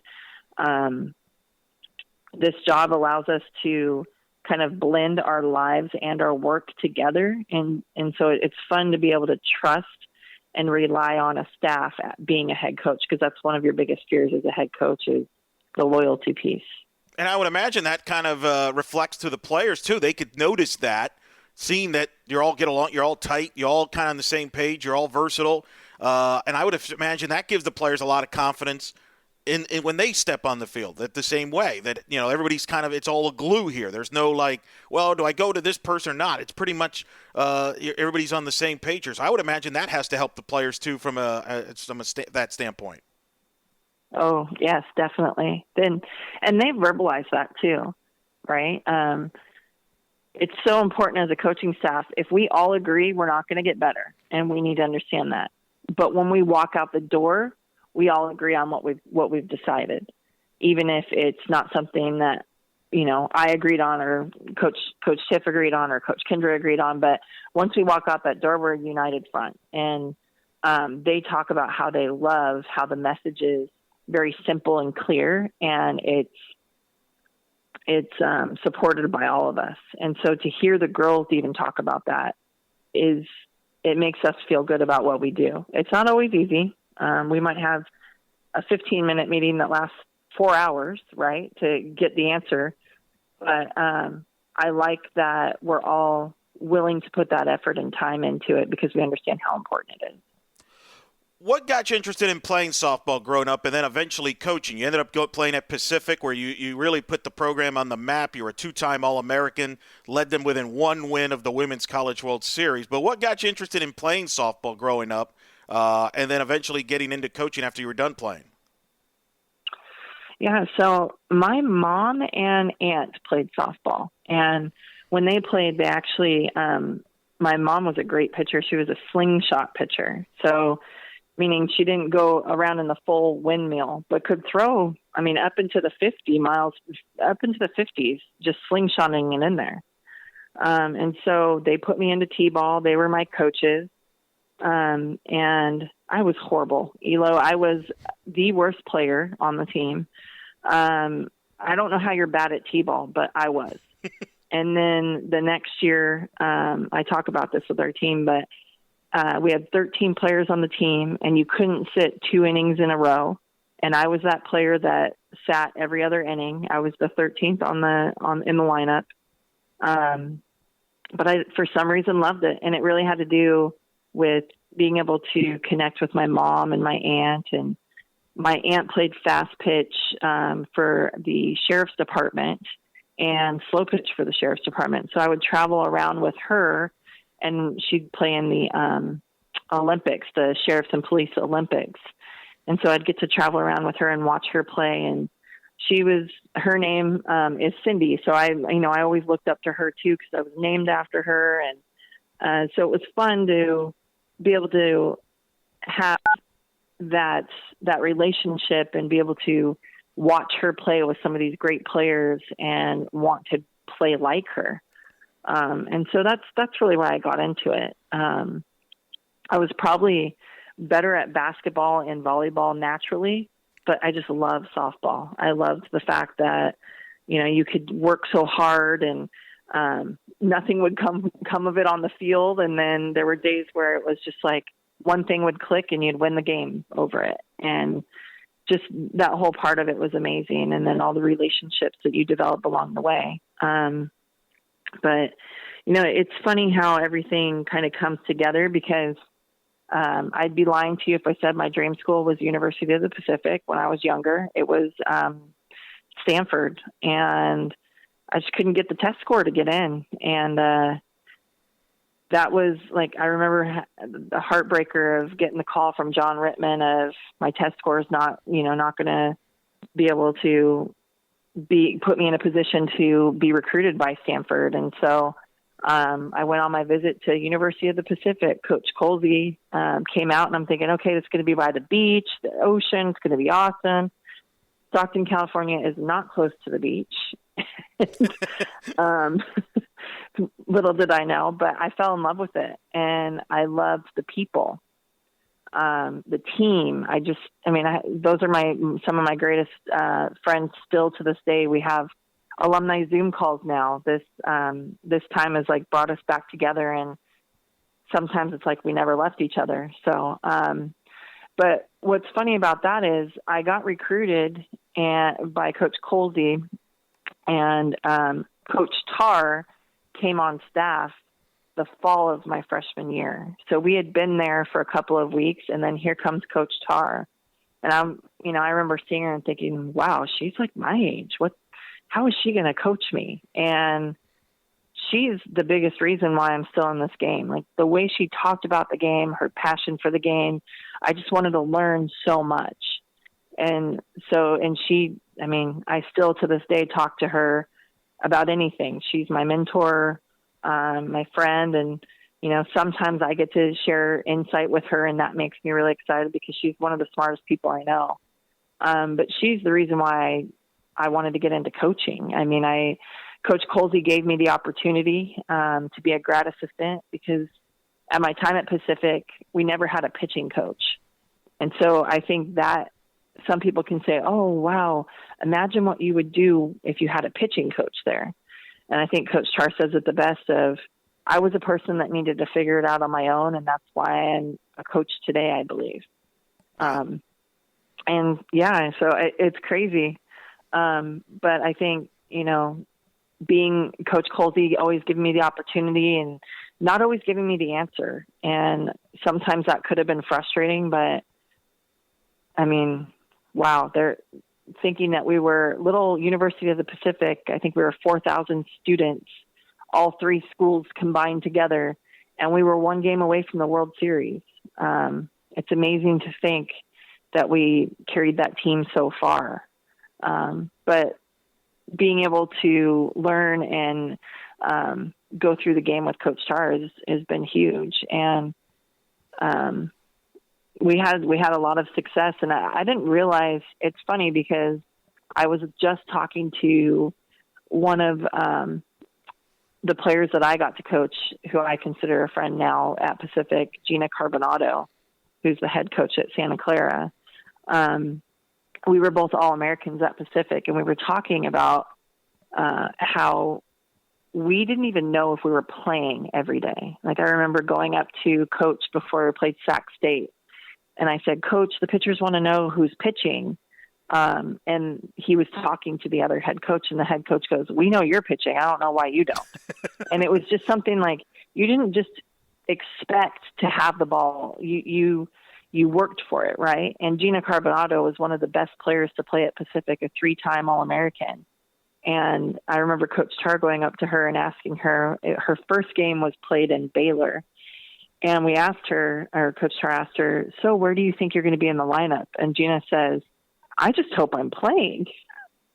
And Coach Tar and I just giggled because she was leading off, and she ended up being a first-team All-American that year. And she just was hoping she was in the lineup. So, I mean, it just, those memories and, you know, those are the reasons why I still love the game. And, I mean, it's definitely gotten very interesting how I wouldn't want to be a pitcher these days, I think, because they have way too much information, the hitters, and they get to see too much. And I mean, we probably would be successful playing now, but it's fun to see where the game has gone. It's awesome to see how the game has just spread so much, and to see who's coaching in it and all of that. So it's been a huge part of who I am and what I am. And it's fun to see that I can still thrive right now, not having softball. So I miss it. We get a chance to watch any type of softball on TV right now. We're doing it, but it's definitely not who I am. It's just what I do. But I really love what I do. How would Cindy Ball, the player, get along with Coach Bear if they were in the same room? How are they same? How are they the same? How are they different? How would that go? I would definitely be the kid that was in the office a lot. I would. So there's players that I love so much that I'm like, they just frustrate me, right? Yeah. And I'll even tell them, like, you could grind my gears, girl, but you were so darn good, and you pushed me to be a better coach. I think I would have been that player, because I remember always getting yelled at by Coach Colsey to be quiet. You know, we're at a restaurant, and I'm like trying to be loud and have fun with my friends, and I was very stubborn on the field, but I'd like to think it was competitive, but I was definitely stubborn.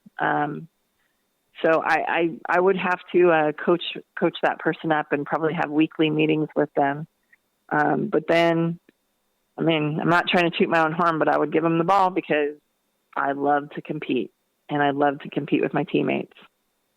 Yeah, definitely competed. And, you know, I got a chance to talk to John Rittman in person this year because you got to host him. It was a big one of the highlights of the 2020 season across the country. All eyes were on our tournament the opening weekend because Clemson, first weekend as a softball program, John Rittman starting up that program. And you go way back with him. He was recruiting you back in the days when it was you and Jessica Mendoza, your friend, who was your catcher at the time back in high school. And he talked to me after the game, after they played their first game, and he was talking about, yeah, you know, she couldn't make it into Stanford, and she kind of took out her frustrations on us when we played because you beat him in 99 and you shut him out in 01 to force the if necessary game in the regional championship. Just kind of unique to go that full circle with Coach Rittman to help him out here all these years later as he's helping out the Clemson program and help him be a part of history.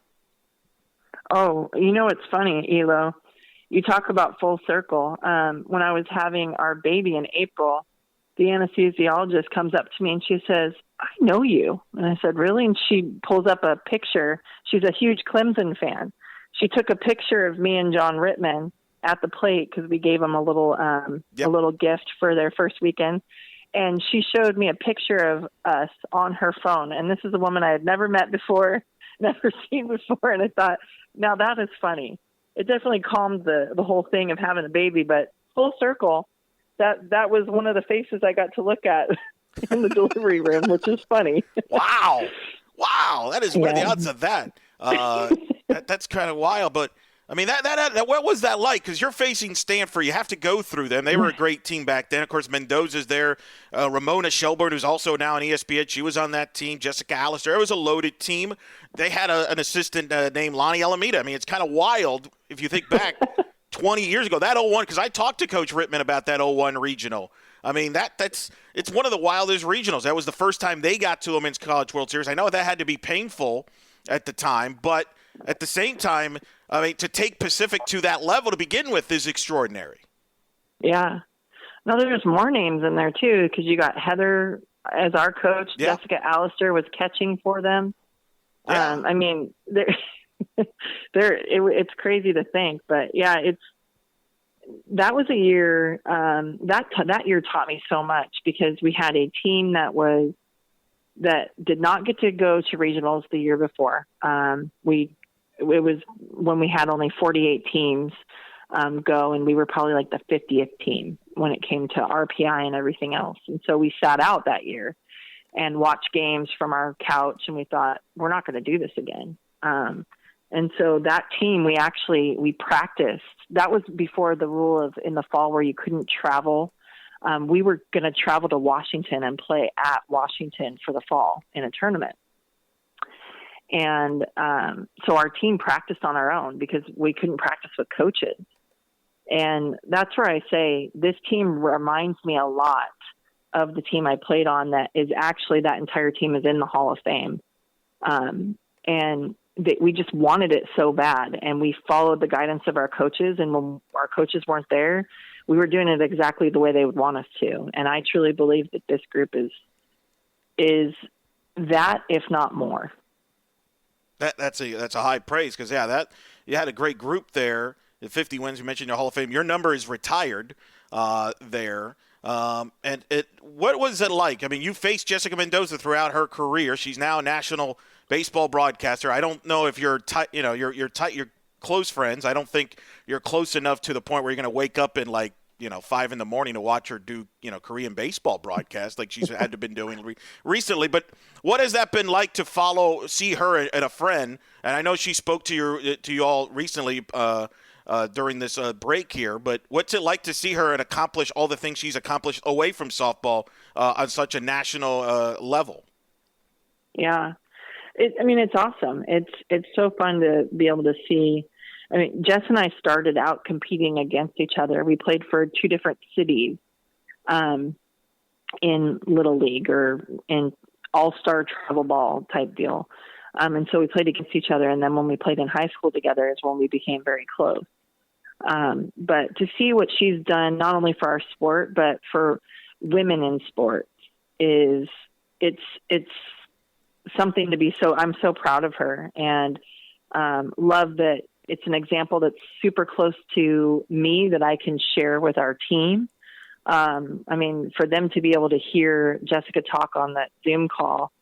And I know one of our players in particular wants to do exactly what Jess does. So just to be able to have that in your life, and then also see her as a human being. I mean, she's a mother, and we both are mothers of boys, and ironically, both of our husbands are good friends. They were friends before we even met them. So it's funny how that kind of, again, a full circle, it all goes about. But it's just amazing to be able to see a woman do what she does. And, some people are haters on it, and she just does such a good job of representing it and being okay with it. You got to brush it off and keep going. And she's shown that she's supposed to be there because she's thrived in the environment. And, such a great advocate for women and our sport and women in sport.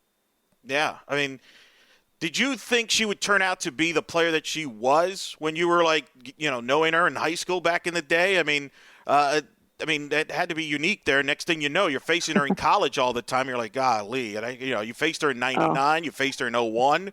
And you had success with her. I mean, you beat them a couple times, but she also had success against you. So, I mean, it kind of, worked out that way. But that had to be unique to watch her grow and develop to the player that she was. Well, I'll tell you this, Elo.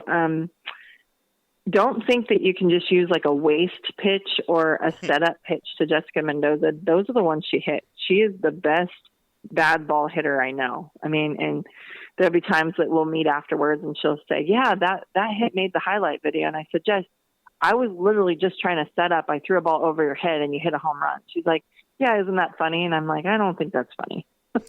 but that's just who she is. Right. So, but as a player, I remember we were talking in high school and we were going for our team. Our high school team was very, very good. And they had all of the returning starters coming back. And here we are, 2 freshmen thinking, how are we going to make this varsity team? And I was not a full-time pitcher back then. I was more of I played first base. I caught, I played short a little bit, played outfield, and I could pitch.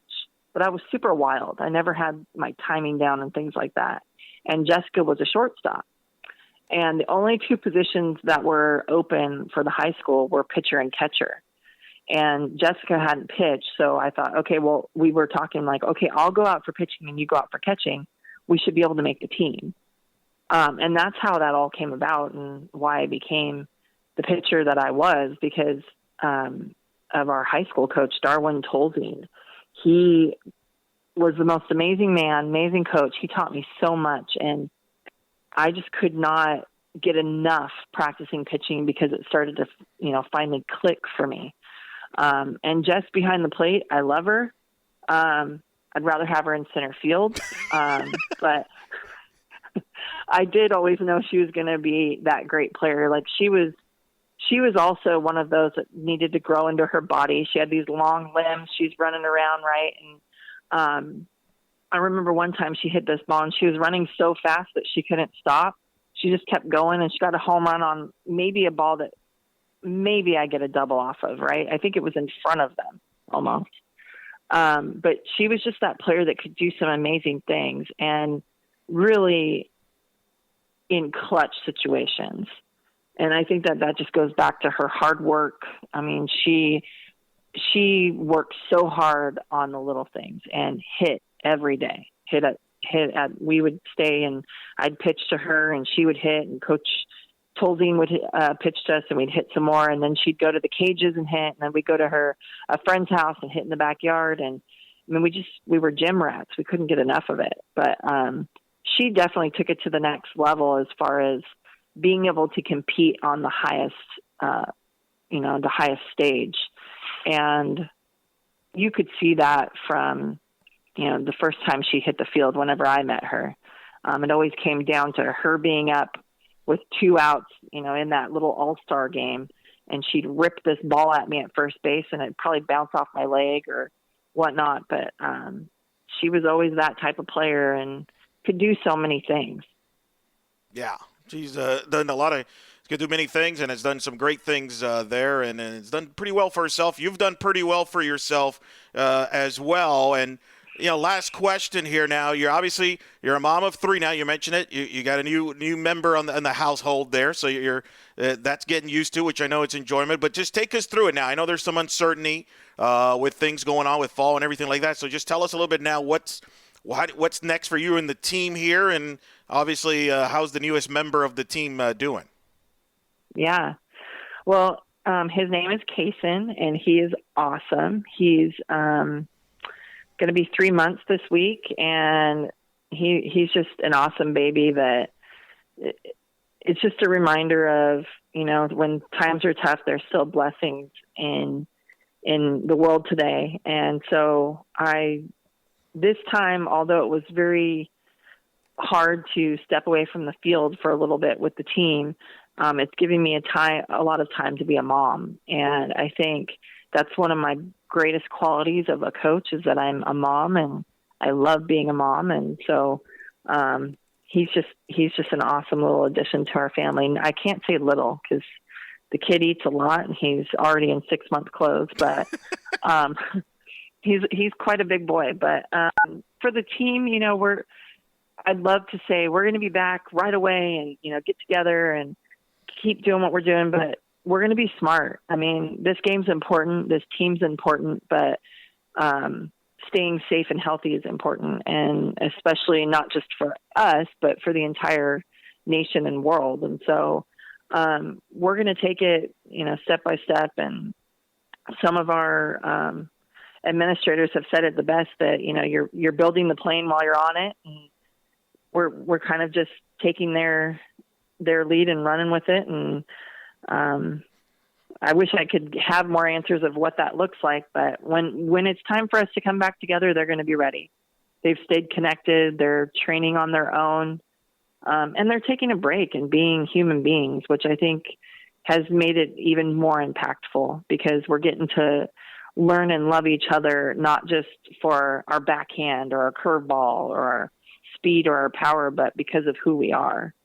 So it'll start off slow, but I believe that we're going to be right where we were before, because they're playing for more than just this current team. They're playing for the players that couldn't return from last year. They're playing for the what ifs of last year. So it's going to be exciting to see this group and what they look like and what they bring. Yeah, no, we're counting down the days. We're hopeful to see you all out there real soon. But in the meantime, the good thing is you get to spend time with your family, and that's the most important thing there, Coach. Coach, thanks so much for taking the time during this time. Congrats, obviously, on the family doing well and healthy. I'm glad everything worked out there, and obviously the success to this point. We'll catch up soon, hopefully, and hopefully soon in person. Awesome. Thank you, Elo, for having me. And thanks to Coach Bear for joining us there, taking some time there, and great in-depth stuff. We talked softball there. Murph, I know you weren't shocked that me and Coach Bear talked for a while softball there. I mean, I felt good. I got to be honest. I felt good. I felt really good. It's been a long time coming. No, and there you are. That's you in your hot zone, man. That's a fastball. That's literally a fastball on the tee, just waiting for you to knock it out. 55 minutes. It's pretty good. I mean, it's deep. Could have gone longer. We could have gone longer, but we decided, she has a life. I don't, but she does. But thanks to Sean Asher, by the way, Sports Information at UCF, for helping us set that up. A couple quick notes before we move on. Obviously, Alea White, Murph, is going to be a focal point come 2021 in a lot of ways, because when the season ended, one of the questions was if she would come back or not. She was so close to many UCF records, in particular the wins record. She sat at 77 wins when the season came to an end on March 11th, when UCF beat Cal State Fullerton. And really, she was on pace to break Shelby Turnier's record at 80 wins, probably within the next couple of weeks after that. Now she gets a year back, and she'll have a chance to break that record, we hope. But bringing this nucleus back, and they're going to be a team that's going to be in the top 25 in the preseason, probably the favorites for the American. And I kind of want to bring baseball along this conversation, because obviously baseball and softball were having tremendous seasons before the season came down. And I know we've addressed baseball to some extent in previous episodes, with the obviously Jeffrey Hakinson being drafted in the 5th round, Trevor Holloway signing as a free agent with the Yankees, Joe Sheridan transferring to Notre Dame. But I kind of want to give a quick skeleton look here on the Knights, baseball and softball, looking to 2021. Softball returns just about every starter, plus they bring in a strong class. So I want to kind of go quick glance positions there, kind of your quick thoughts on the baseball side. I'll give my thoughts on softball, and then any questions that you might linger for 21. I'll start with the pitching staff for UCF, which I think will be the deepest. I wrote about this on Black Gold Banneret Podcast. With Alea back now, you have G. Mancha, Brianna Vasquez. Those were the top 3. You had Madison Davis, who's having a very good summer. She's pitching in the Florida Collegiate Summer League for softball and makes the All-Star game. And as a matter of fact, she's having a great year as well. And then they had Cassidy Conjemi, who transferred from Boise State, among others. This is going to be a deep staff that I thought was starting to pitch better as the year goes on. I think that's going to be the deepest staff program history. I think they're in really good shape pitching-wise. How does baseball look? We mentioned some of the subtractions, which would lead to some questions, but how's pitching, you think, look for 21 right now? If you had to do a skeleton way too early projections, and obviously we're not going to include maybe the newcomers that come in, because you just don't know what their roles could be and know as much about them. But just kind of from what you know, how does the pitching look at UCF for baseball in 21? Yeah, you mentioned the names that UCF lost, and they're all pitchers, and they're all really key cogs of last year's team. So they're gonna. I think what stands out most is that there's going to be an obvious hole in the starting rotation when you lose Trevor Holloway and Joe Sheridan. Now UCF has gone out. They've signed AJ Jones from they've gotten AJ Jones, the transfer from Jacksonville. He is looked at to sort of fill one of those weekend rotation roles, although he can sort of be a swing man, a long reliever or a starter. But I think preferably they'd like to have him in the rotation, probably definitely behind Colton Gordon, who looked really good as a Friday night starter, and then possibly between or maybe behind Hunter Patterson, the high upside freshman who, had some ups and downs last year in his first year, but really looks like he has the stuff and the mindset to be a really solid weekend rotation guy. On the back end, you lose Jeffrey Higginson after one of the best, small, very, shortened season and small sample size still, but one of the best seasons from a UCF pitcher as the closer, just dominant. We've talked about it a lot. You would imagine that Jack Sinclair would move into that role. I mean, as much as we talk about Jeffrey, Jack Sinclair was almost as equally good last year for UCF, really as the setup man. He kind of is the easy guy to tab as the next closer. The issue there is, okay, so who sort of fills those 7th and 8th inning roles? And you've got options, obviously, with Zach Hunsaker, David Litchfield, who at times was nails out of the bullpen, Billy McKay, the submariner, Nick Gatilla, who, even though he only pitched 6 innings as a freshman, I didn't give up a hit in those 6 and a third innings.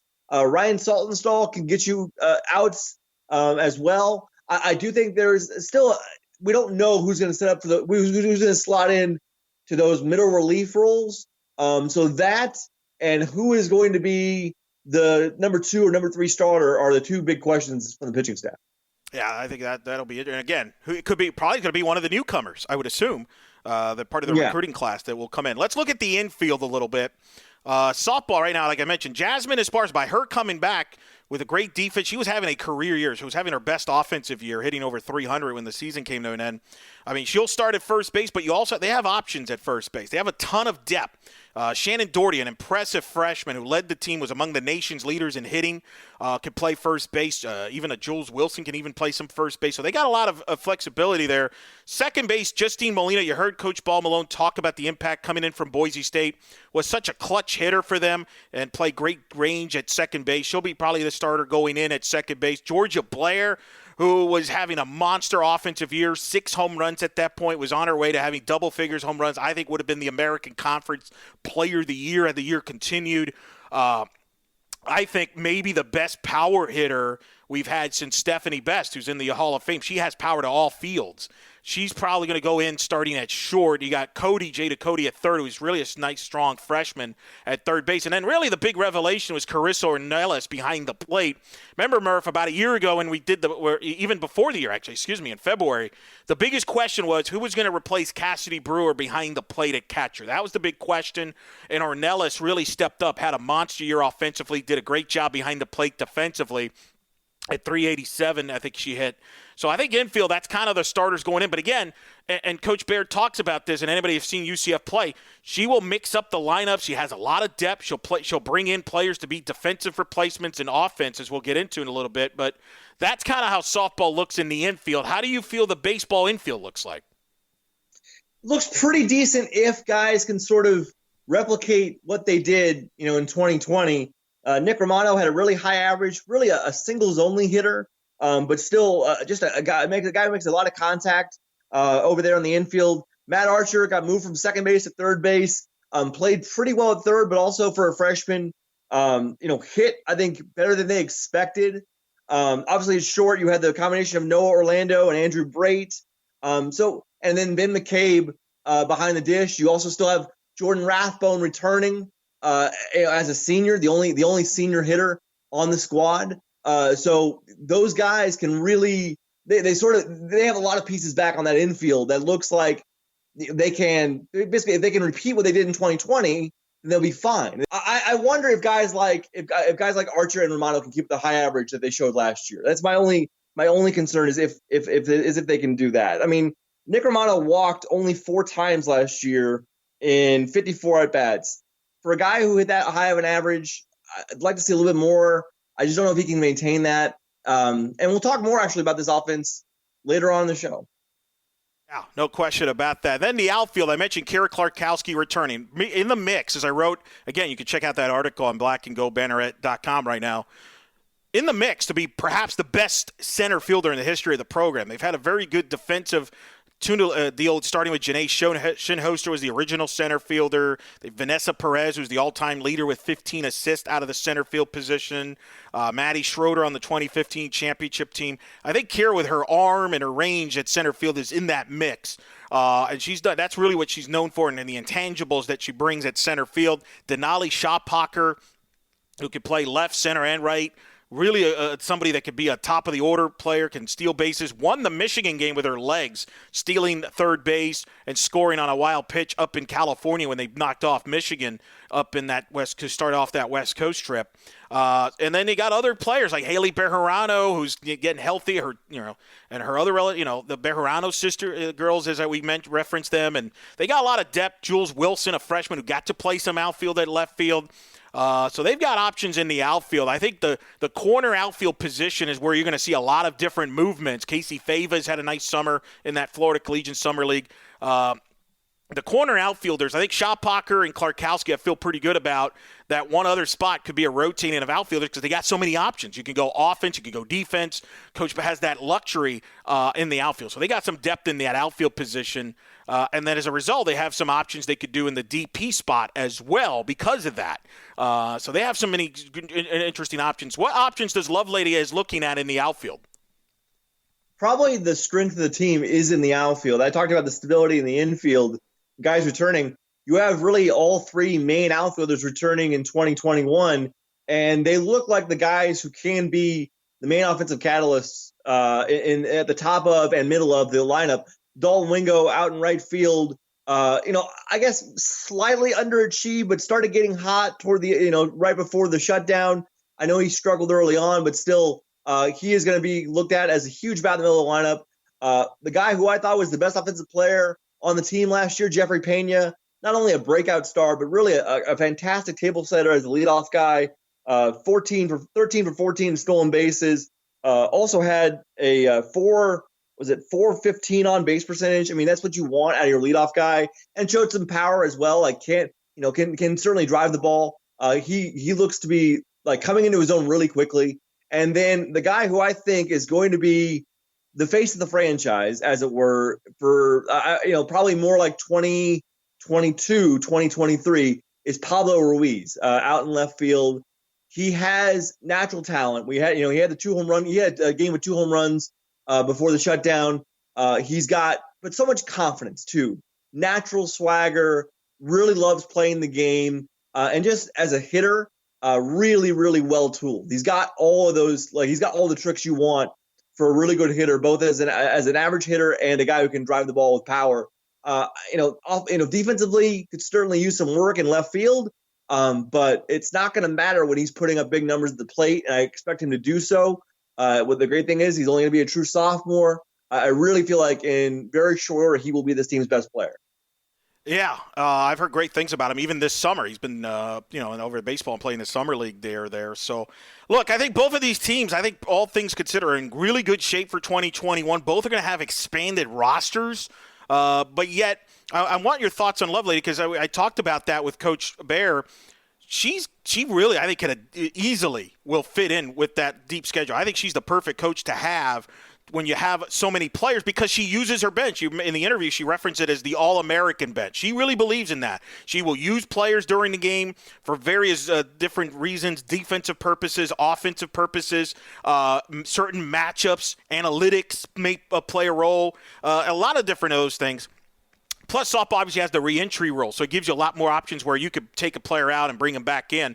So I think she's going to actually enjoy that. Plus, she likes the fact there's going to be internal competition and keep them sharp. That was a big factor in their success in 2020 is that there was a lot of competition internally on that roster. How do you feel Greg will handle an expanded roster and kind of putting the pieces there and fitting the puzzle there? I personally, just in my quick glance and seeing them, I think he kind of also is a perfect fit to have as a coach because he likes to have different matchups and different lineups and believes in those type of things as well. What's your thoughts on that? Well, as it is right now, UCF is at 34 players if you include the incoming freshman class. And I know it's kind of early to talk about those guys still, but the roster is kind of as is. It's almost basically a finished product, and it's being that much with only, I believe, well, they have Jordan Rathbone, and I believe A.J. Jones is a senior from Jacksonville. So they only have, I think, 2 seniors. And so the expanded rosters is not really going to affect UCF that much. I mean, they lost a lot of their seniors after this past season. Jalen Whitehead, Zach Helzel, Chad Linsman all decided not to return. They've gotten other jobs. So in terms of everybody getting an extra year, certainly you could see some of the freshmen certainly being impacted because there's just a lot of underclassmen guys coming back. But I think as is, the roster's pretty. It's not like he's got 42 guys that he's got to handle like a lot of these these lower D1 schools do. They don't have a ton of seniors coming back, and because of that, and with all with the guys they lost in the draft and Joe Sheridan transferring, they have a pretty workable roster as is. It's not going to be a huge change from what they've got.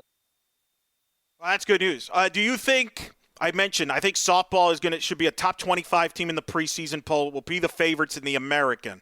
Where do you put baseball in that front? Can they be a preseason top 25 team? Could they be? I don't know if they will be the favorites in the American. We never got to find out. Unfortunately, we never got to find out that answer, Murph, about could UCF match up with East Carolina because they didn't. We just didn't get there. Where would you put UCF as far as? Do you think they're a top 25 preseason team based on what they have returning? And where do they maybe match up in the American, which might be a little trickier because you never got close enough to play conference games. Right. I think it's always easy to assume that East Carolina is always going to be there as like that main measuring stick. For UCF, it's going to be difficult because the players they lost were so instrumental to their success. I mean, there's games that could change if Jeffrey Higginson is literally not, if he's absolutely unhittable, which he absolutely was. And losing Joe Sheridan hurts your stability in the rotation. And so now you're depending upon Hunter Patterson as a sophomore to really, really step up. You're depending upon someone like A.J. Jones to come in right away and be probably a starter for you off the bat. There are questions. I think the questions on the pitching staff really concern me, especially in the bullpen. Not that they're bereft. We've gone through the options. I just don't know who steps forward. And this team, whenever Lovelady's been at the helm, has been at its best when the bullpen is strong and deep. And I believe it's deep. I just don't know the talent level it's got right now. And I know it's only, Higginson, who was a major loss from last year. It's only one guy, but he was a gigantic part of that. He made everyone's job easier. And so without him and everyone sort of changing roles because he's gone, how does that change the bullpen? I do have concerns with that. Could they be a top 25 team? Sure, they could have. They probably will be because of where they ended last season.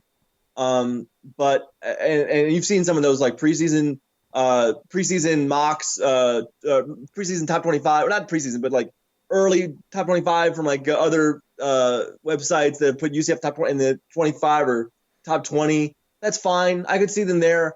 I just don't know.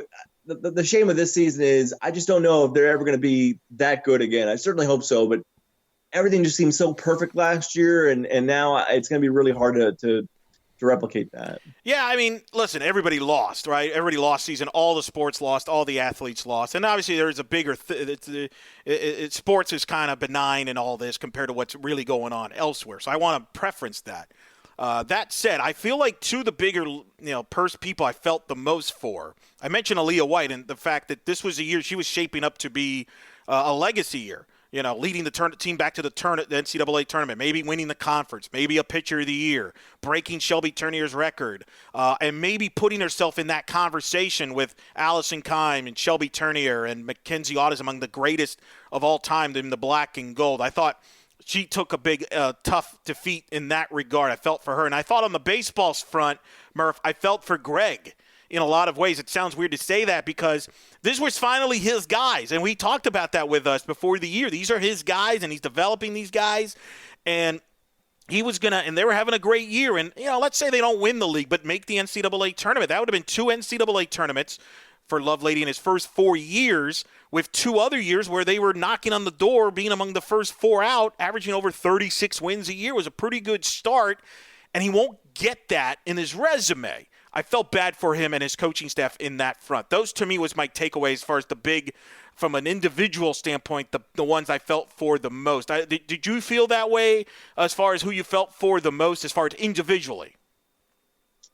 Yeah, I always feel more for the players because their time at this level is so much more finite than any managers can be. I mean, if a manager is successful, you can basically turn yourself into Augie Garrido and stay around forever. but or Rod Dato or whatever. But for a player, you've only got 4 or 5 years, and this year, especially for the guys who've only been here maybe 1 or 2 years, we're not part of the 2017 club that made it to the regionals, that won Conference USA. That's who I feel worst for, because you just don't know if you can ever get back to that level again. And as talented as you might be, it's very difficult. And UCF is now a team going into next year that people are going to be marking, even more so in non-conference matchups and conference matchups, because they were so good last year. People are going to look at them as like, that's the team we need to beat to measure ourselves.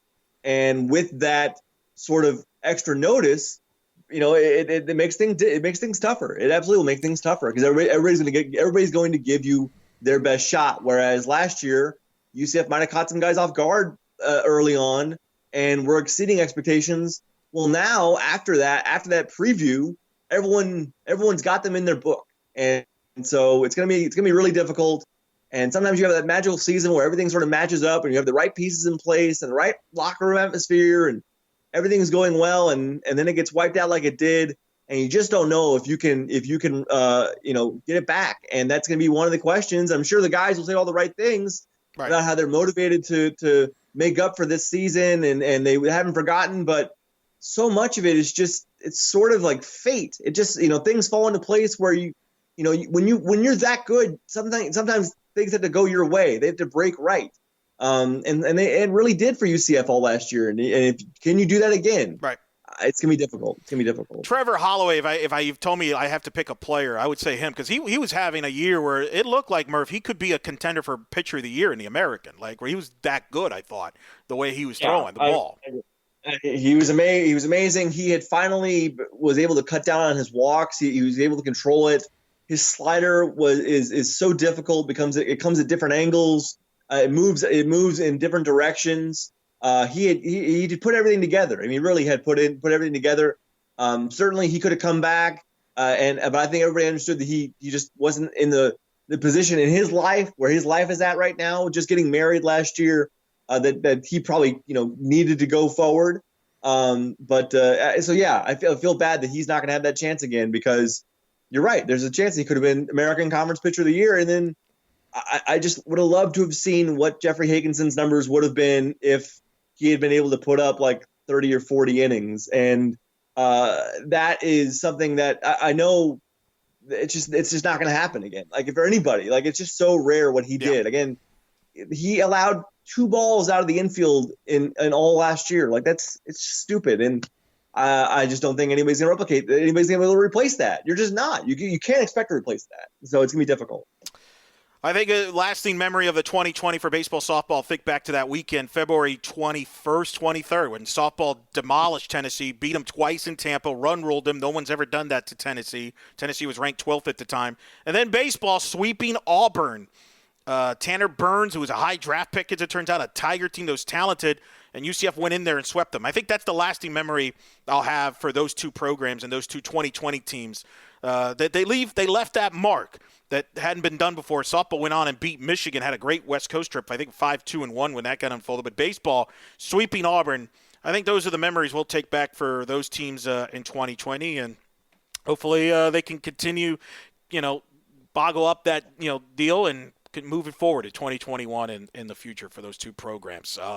Make sure you check out Black and Gold Banneret. Obviously, we talked to Coach Malone. We thank her for being on this episode. But, Murph, you also, of course, right around MLB draft time, you spoke to Greg Lovelady at length about, the program in the state as well, so people could check that out. Mm-hmm. So, go ahead. It's a really good stuff that you got with Greg exclusively here, and that's why people come here to the Banneret, to get things like that. We'll wrap it up with Ask Banneret coming up. How's Mackenzie Milton doing? Plus, a scandal involving a national championship program. We'll break that down, what's going on, when we conclude and wrap up this edition of the Black and Gold Banneret Podcast. And welcome back to the Black and Gold Banneret Podcast. We'll now go into a little Ask Banneret. We'll do this from time to time, where we'll let you ask some of the questions you're kind of curious about. You could drop them on our Facebook page or on our Twitter page and drop the questions there. And Murph, I don't think it's fitting that we begin our Ask Banneret questions with Unger to Unger asking you a baseball question. I feel like that's the closest. That feels a little normal to me. I personally enjoy that. He asked, are we looking for any other grad transfers involving talking baseball? And are we planning on changing our schedule to more state schools due to COVID and less travel? Mm-hmm. So I will take the second question first because that's the easier answer. And if Sam, probably listened to the first segment here when we talked about the uncertainty with football, that's a fall sport that's supposed to start in September or August, and we don't know what's going to happen. So it is much too early, and all the conferences agree, even the Ivy and the Patriot League, it's much too early to sort of make decisions about changes to the spring schedule right now as far as spring sports go. So, no, I don't know if there is any sort of discussions going on right now about moving their spring schedule around to face more in-state opponents. I have no idea about that. That is so far beyond the horizon that it's not even a thing that they've really considered. Certainly that I know of. However, as far as looking to add to the roster, now I said that the roster coming into this year, if you add in the freshmen that are supposed to arrive and add in AJ Jones and what they've got coming back, they're at 34 players. Certainly, you could with the rules, you can add up to 35, or it can go obviously larger if you want to put. You have a senior there, so you can go to I think to 37 because they have two seniors who wouldn't count toward the roster count. But I do know that UCF is looking for at least one thing, and that is most likely an experienced bat, probably upperclassman, maybe grad transfer, to come into their lineup. It makes some sense there. You look at their lineup. We talked about Pablo Ruiz and Jeffrey Pena, Matt Archer, and guys of that ilk. So, Matt Archer's a freshman. Jeffrey Pena, great last year, but it was only 1 year, a year after he really was just a pinch runner. Pablo Ruiz, also still a freshman. So you would like more experience in that lineup. And I think that's something that they're still looking for. They would like to add a upperclassman bat. I have been told that there's not a whole lot out there as far as great options. There are a ton of options out there. If you look at the transfer portal, there's more than I think we're up to 1,200 players that are in the transfer portal in baseball. But there's nothing that really sticks out right now. But that is something they're shopping for. They would like someone to go alongside with Dalton Wingo and Jordan Rathbone in that offense.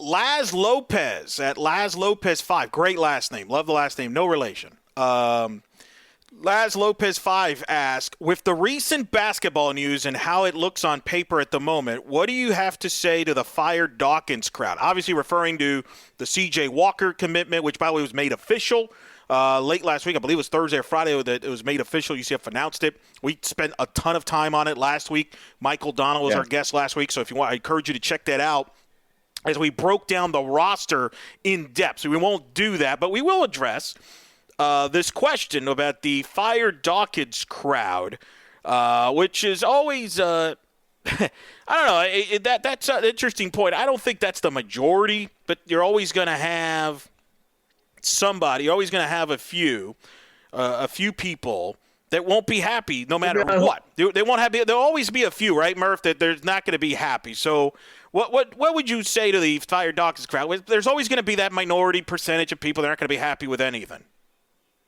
Well, that's because, let's be honest, everyone is so spoiled by football that they believe at some point that if it's not perfection or near perfection, then it's not good enough. And again, we have to keep reminding people that UCF basketball is not Duke. It's not North Carolina or Kansas or Syracuse or even obviously UCLA. It's still a very young upstart program where you need to really treasure the great seasons and sort of live with the rebuilding seasons. And I think we saw that obviously last year when it was basically a full team restructuring after so many guys had graduated and moved on. However, for those who want to denigrate Johnny Dawkins, we've said this many times before, and I guess it doesn't hurt to state it again.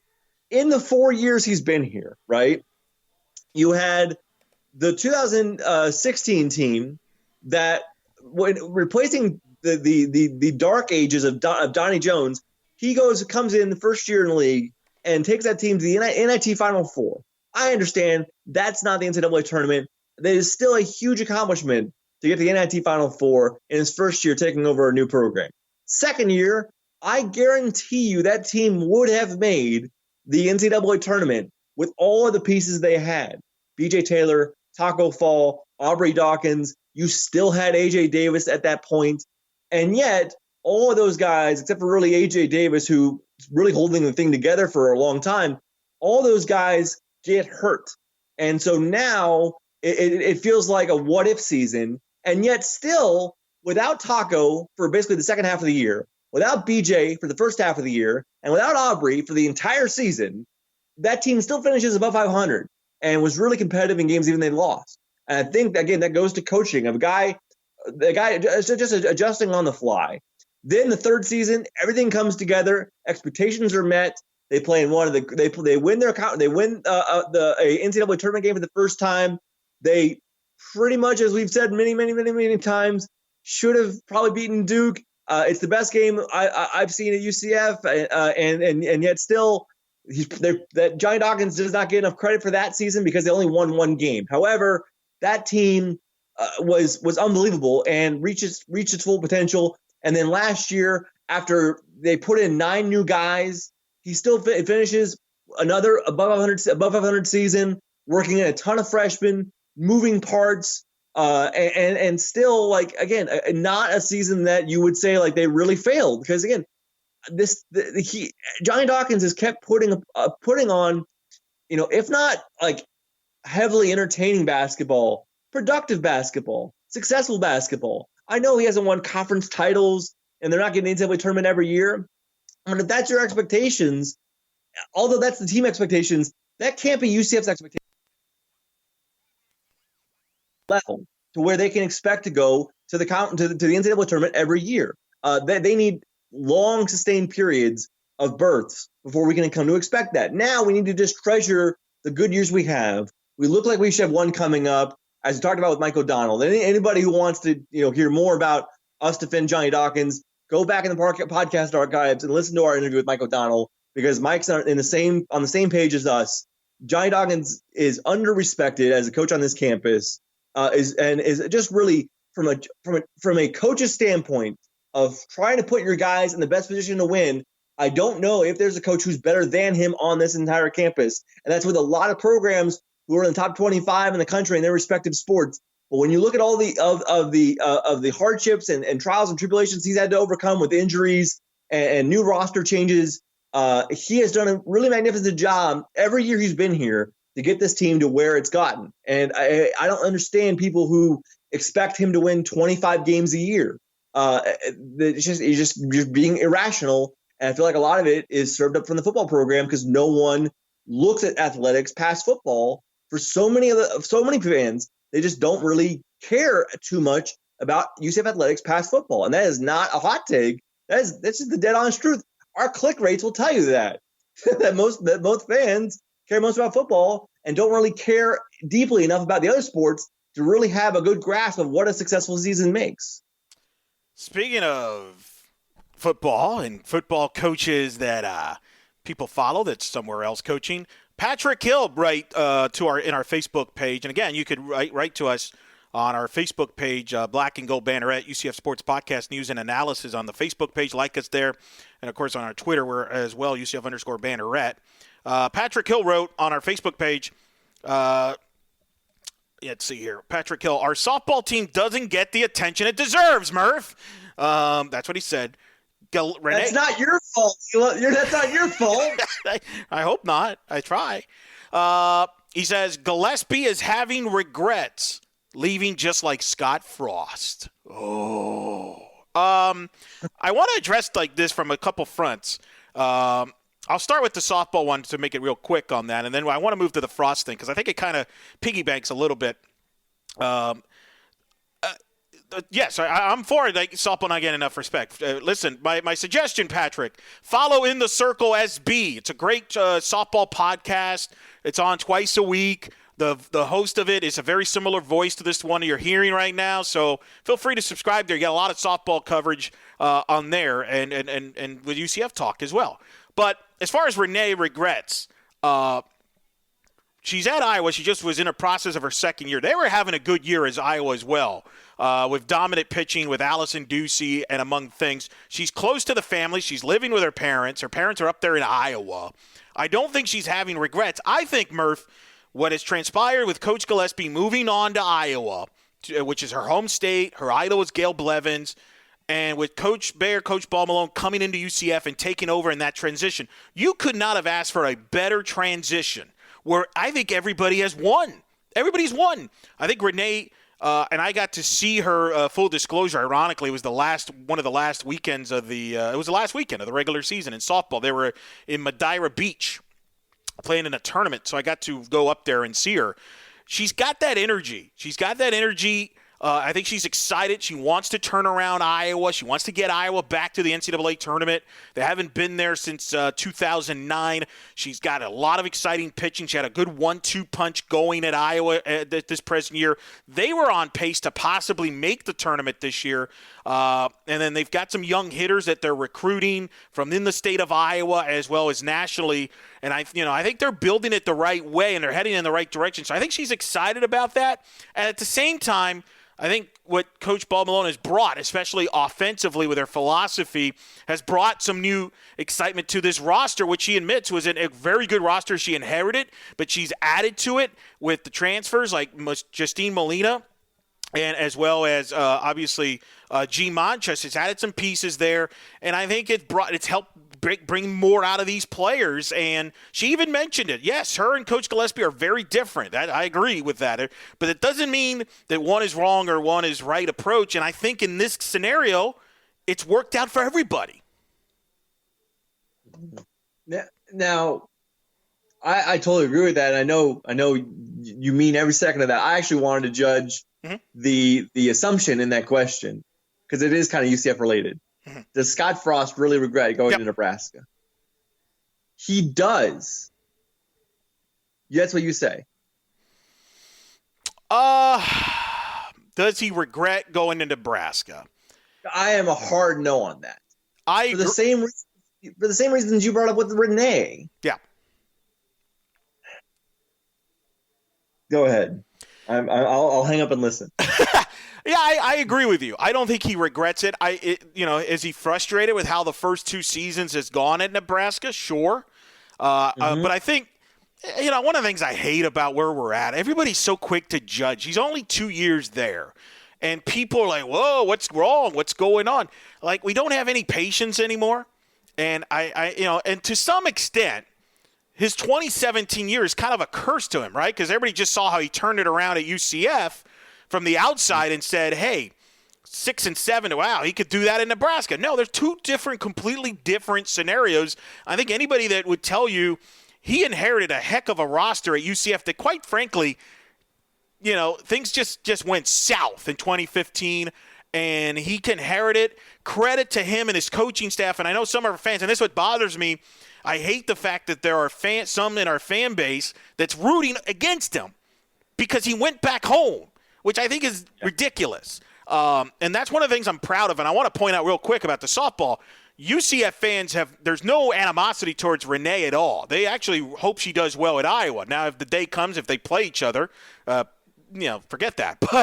But there's no negative ill will. And I'm disappointed, Murph, that there is still from some, not all, and I think I want to mention it. I don't think it's the majority. I think the minority, sometimes the minority is very loud, but to some extent. But there are some that just hold this angst against him because he left to go to Nebraska and, he wore this shirt on champion. Like, who cares? The guy led you to an undefeated season, the best season in the history of the program. So that part bothers me. But the other part that bothers me is we're quick to judge him because he's 2 years in and he hasn't taken him to a bowl game yet. Can we give him at least 4 years to figure things out, considering Lincoln, Nebraska is a little trickier, a harder job than it is at UCF, where he inherited a lot of talent. They did a great job of getting the most out of him, in particular the Griffin brothers. And he's trying to figure that out in Nebraska. But I agree with you. I don't think he regrets leaving, but he does miss the roster he left behind, though. And I think that's why you saw him be so emotional near the tail end of that season, especially after the conference championship game, when he knew he had to go. Again, I would say that he would have regretted his move if it was something that was really weighing on his mind about whether or not he should actually do it. And I think in the end, he was at total peace that he had to do this. It was too perfect for him. This is the dream job for Scott Frost. The reason why you saw him crying is because it hurt him so much to leave behind what he created, the relationships he started, and the program he built here. That doesn't mean that he regretted going to Nebraska. Those tears were out of the fact that he knew he had to leave. He did have to. I mean, it was the only real choice for him. And people would go like, "No, he could have stayed." Like, no, for him, that was the choice. The Nebraska job had opened up. If the Nebraska job had opened up before the UCF job had opened up, Nebraska would have hired him from Oregon in the first place.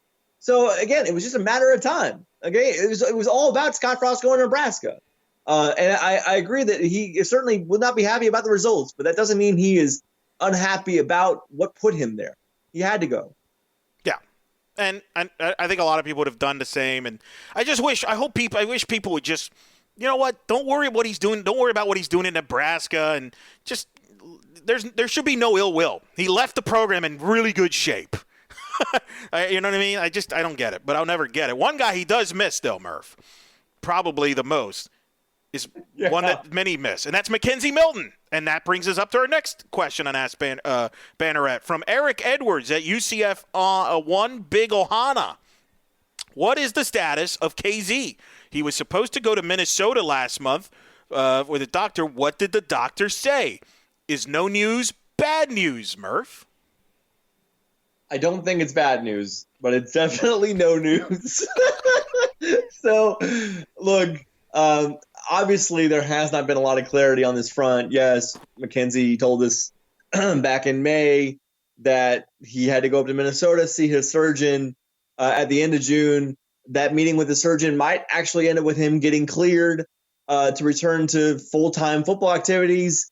And then June came and went, and we didn't hear anything. And that doesn't mean that no one was looking, because that's all. I mean, like privately, that's all anybody who's covering these teams really cared about at the end of June. We circled that date. The week of the end of June, we circled it. We were on alert. And you know that Mackenzie and also his mother Teresa, they've been very public with his rehab and his progress on social media. So I wouldn't, think that they would be trying to hide something. Is it bad news? This is a bad answer, but I really don't know, because I have not seen anything. Now Mackenzie is still on social media. He's on Instagram. He's posting videos and such, but nothing really of him working out. Has he had a setback? That I have no idea. No one really knows. And so I know that's a very unsatisfying answer, but I would not imagine that there's bad news. I would just think that if I had to assume, with everything going on, I imagine that things have been pushed back. And so I imagine for him, things have just been pushed back. And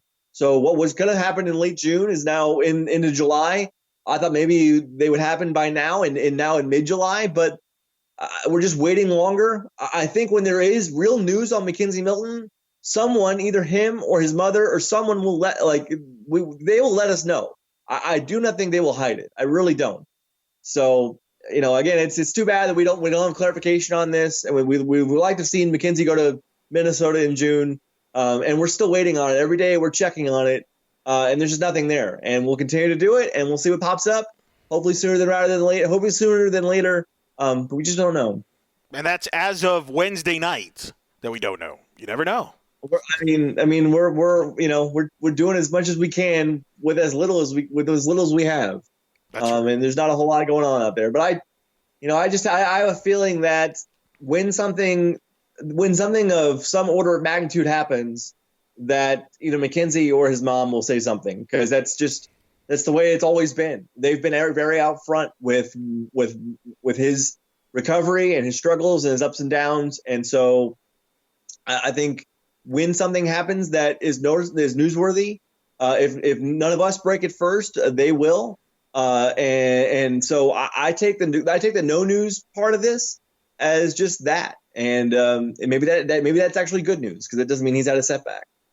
So we'll be monitoring that. Good stuff. I enjoyed these questions and statements. Feel free to do them anytime you want.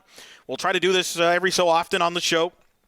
Again, on Twitter, on UCF_Banneret, and then as well as on our Facebook page. So really enjoyed that deal. Let's a couple items before we sign off. Cal Jennings, we talked about this last week, about his status, that he didn't sign.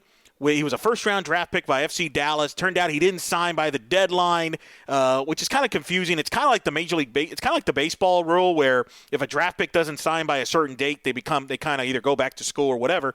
Well, with Cal, they didn't come to terms, so he was kind of a free agent and kind of look around. Well, it was announced earlier this week he signed with the USL team in Memphis. As we recorded this, Murph, being the soccer guru that he is, took a peek at the Memphis soccer match that was televised on ESPN2 as we recorded this. We didn't see him on the pitch, as you said, right, Murph? I have not seen him. Okay. Now, I'm so very locked into this podcast, I might have missed him, but I have not seen Cam yet. And we're at the 58th minute. Oh, my God, my heart is palpitating. There you go. So Cal Jennings now with Memphis. Any recommendations for him as far as the city of Memphis and where he should go? Dude, barbecue. Like, I don't care. Just go eat some barbecue. It's fantastic. Also, the Civil Rights Museum out in the Lorraine Motel.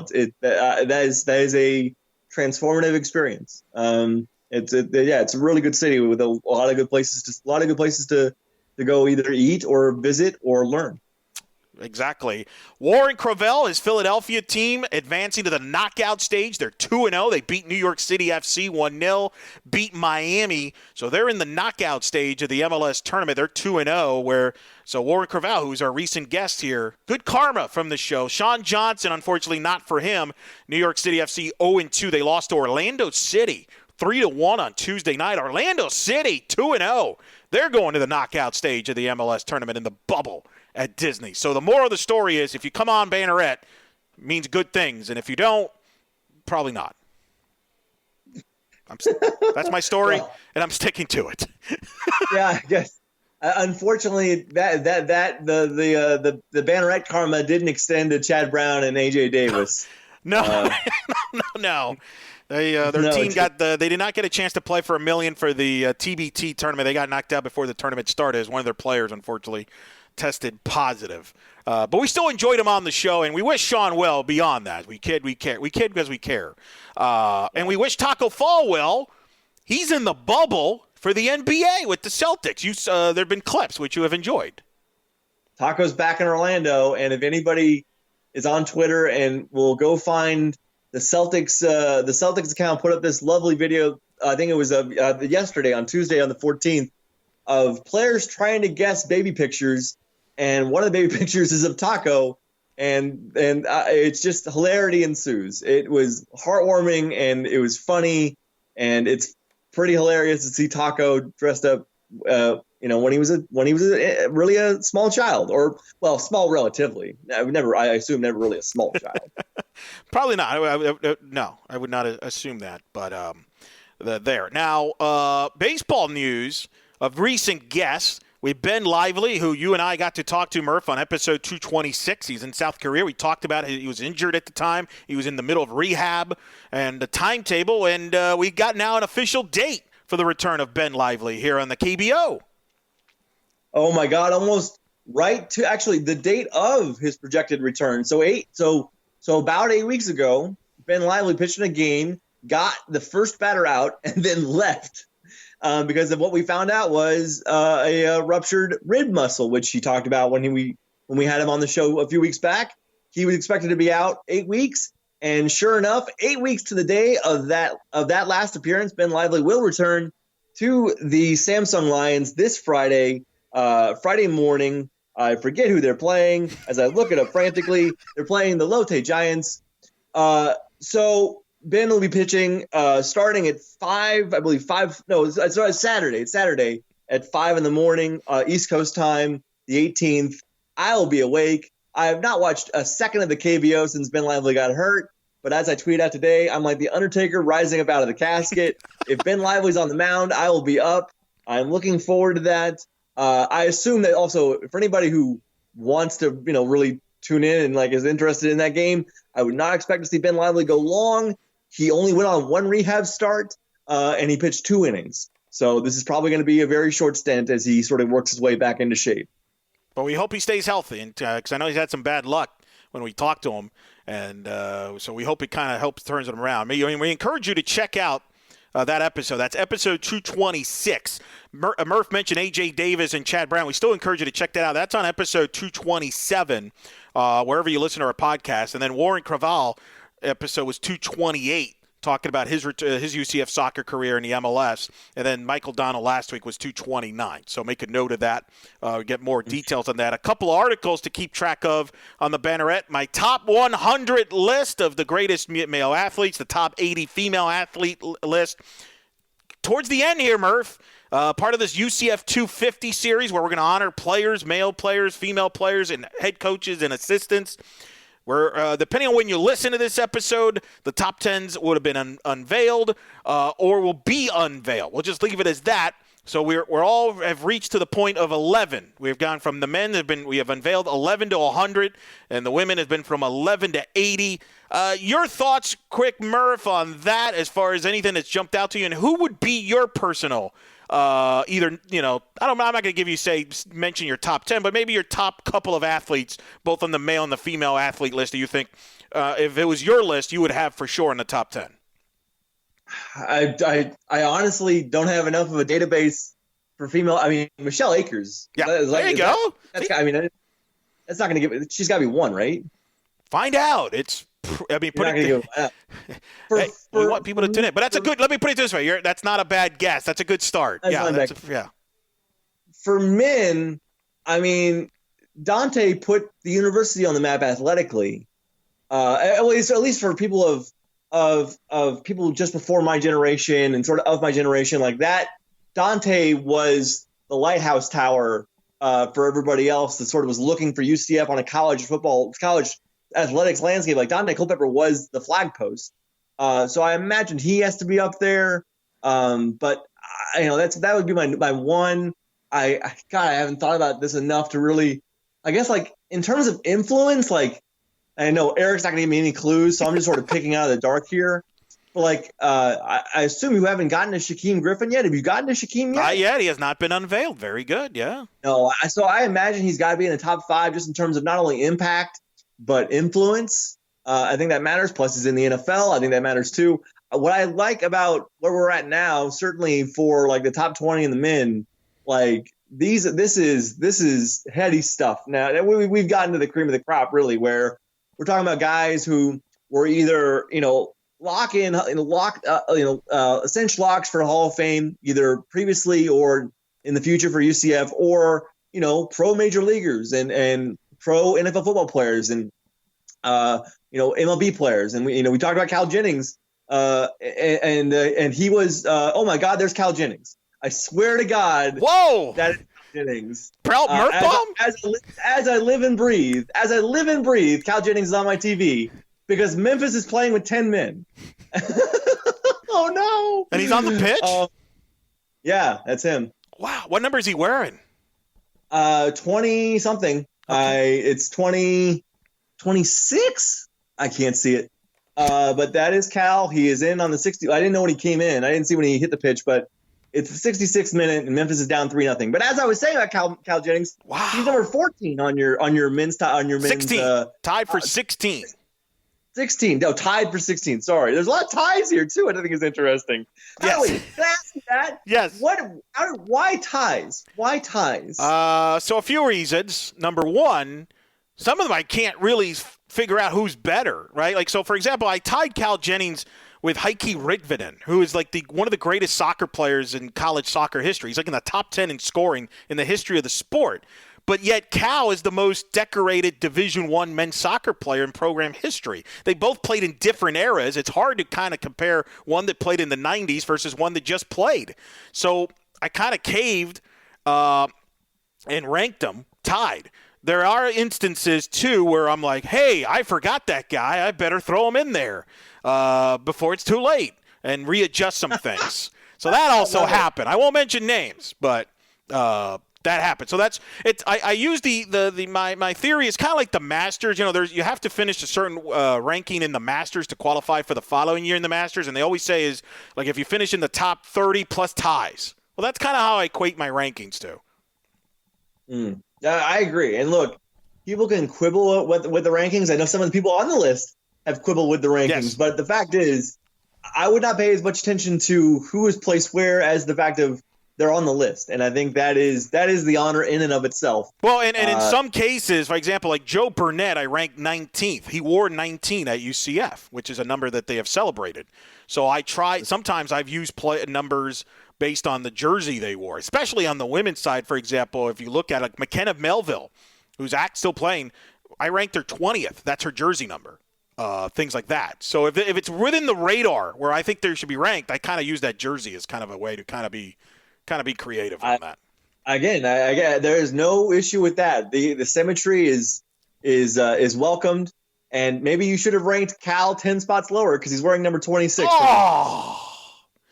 Well, the other reason I ranked him in 16 is his golden goal against Missouri State in the second round got men's soccer into the round of 16 for the first time in program history. See, so there's also meaning there.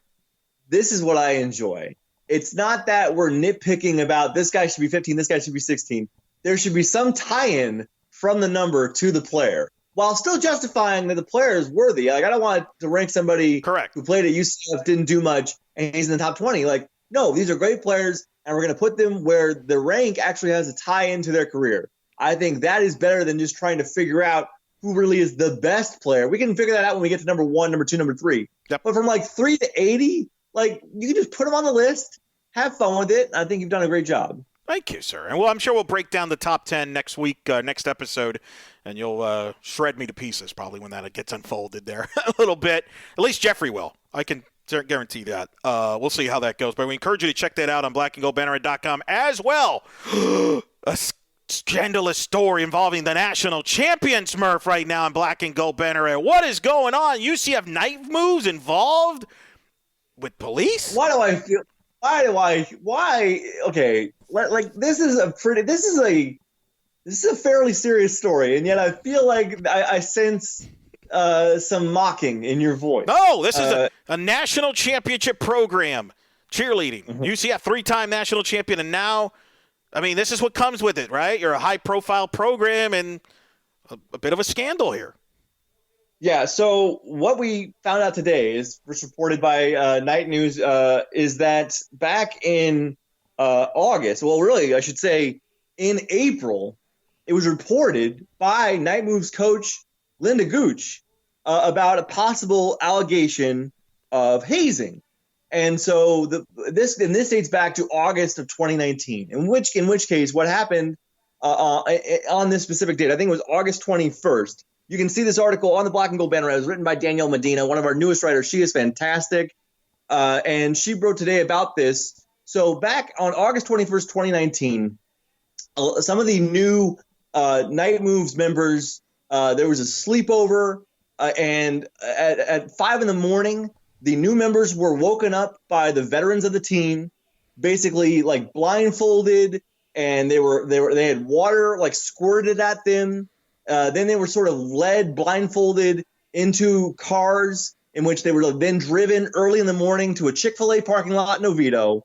They were basically forced to, I think cite or do they were supposed to, like, they did like a routine or cite the alma mater, I believe. But the fact is this: nothing that the police found here reached the grounds of like criminal hazing. There was no charges pressed because there was nothing here in which they did something illegal or illicit. They didn't do an activity that would cause embarrassment. They didn't put anybody's safety in jeopardy. There was a line in the police report that the veteran girls or women put some of the new members of the team in a trunk of the car. Well, in a trunk actually isn't the proper way to describe it. They put them in the back of an SUV. It was just like in the back hatch of an SUV, kind of like the third row of seats. So it wasn't like they were enclosed in a trunk and driven around town. So no one's life was in jeopardy. However, and where this story does get kind of serious, is that at least one of the new members on the team that was part of this, I guess what the veterans would call to be a tradition, sort of a hazing tradition, she found this troubling, and so she basically told Coach Gooch about it, and was really did not have fun with this. Other new members of the team actually had fun with it. Said they enjoyed it. Were not troubled by it. But one member of this team was really troubled by it. It did cause depression, and she actually ended up leaving the team because she felt that she just wasn't a part of the team any longer. The team sort of ostracized her a little bit, and so that is sad. That no matter what they did, if you compare this to other hazing rituals, certainly you could look at Greek life all you want about this was not the worst thing in the world to happen in terms of hazing. The fact is that Night Moves lost a member of their team, a new member of their team, an incoming member of their team because of what happened here. And because of what happened here, even though there were no charges pressed, Linda Gooch took action and actually did not allow this team to travel to the Gasparilla Bowl, which I was not aware of. I just figured that they were there because they're always there. But the Night Moves did not travel to the Gasparilla Bowl versus Marshall in 2019 because of this incident. And that's it's unfortunate that this team lost a member. And good on Linda Gooch, who, again, there was nothing criminally done here, but she did the right thing. She reprimanded her own team, and this, as minor as it sounds, about just having water squirted on you and being blindfolded and stuff like that, we still should. This can be a slippery slope, and there's just really no reason for this. It's childish. It's stupid. Apparently, it's been something that's been going on inside this team for a long time. It's like I said, the veterans called it a tradition, but there's really no need for it. Like, what does it do? It obviously doesn't bring camaraderie. You can build camaraderie in just nicer, safer, just more sane ways than trying to wake up rookie members of your team at 5:00 and doing this to them. So, good on Linda Gooch. I'm glad no one was hurt, but it is a shame that someone on this team decided to leave because of what happened here. And I mentioned it's worth mentioning again that it was Linda Gooch that turned him in. A lot of coaches would not have done that. Do you think hazing is out of sports, or it's still relevant across the board in sports? It's still very prevalent. I mean, the article that Danny wrote and cited from talks about how there was another possible hazing incident at one of the Greek life, I believe, fraternities on campus. And so, again, like, this happens not only in sororities and fraternities, but it still obviously happens in college teams. I'm sure it still happens in high school teams. Like, this is just sort of a way of life.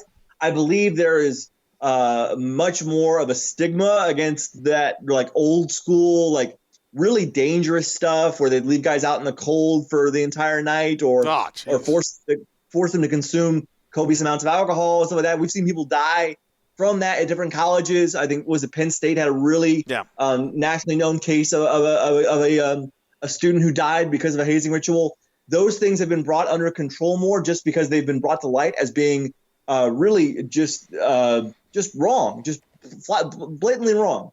And so even though this does not rise to the level of those previous incidents, there's really just no need for this. This is stupid. It's not a tradition. It's ridiculous. Like, it doesn't help anything. If you think that this tradition is helping you build camaraderie, then you've got a real issue with your team culture, because you should really just build camaraderie just by hanging out and getting to know each other. Not by doing this. This doesn't really strengthen you, and this is nothing. So hopefully they've learned a lesson. And we talk about Linda Gooch doing the right thing here, and so we'll see what happens moving forward. But I'm glad that they were reprimanded and not allowed to go to the bowl game, because if they did not deserve it if they basically caused one of their old teammates to quit the team.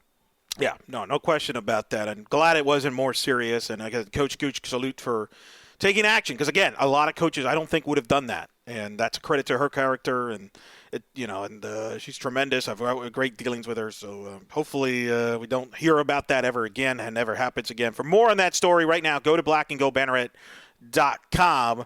with Danielle, who she's knocking it out of the park, man. She's knocking it out, man, with her articles out there. We did one last week with the players reacting to, forcing, obviously, with the situation at UCF and the university with Professor Nagy and some of his controversial racial comments and, whether he's going to get fired or not. He's not been, and some of the UCF football players have been outspoken. She's been on top of that, and it's been really a great addition to have her to cover that. We got Andrew, who's been written for us, wrote about UCF-ECU rivalry and things like that. I just want to say our entire staff, and I know I'm not naming everybody, but really recovering UCF in all different angles beyond just on the field, but also things that are going on off the field that affects UCF from an athletic ability and from a university standpoint.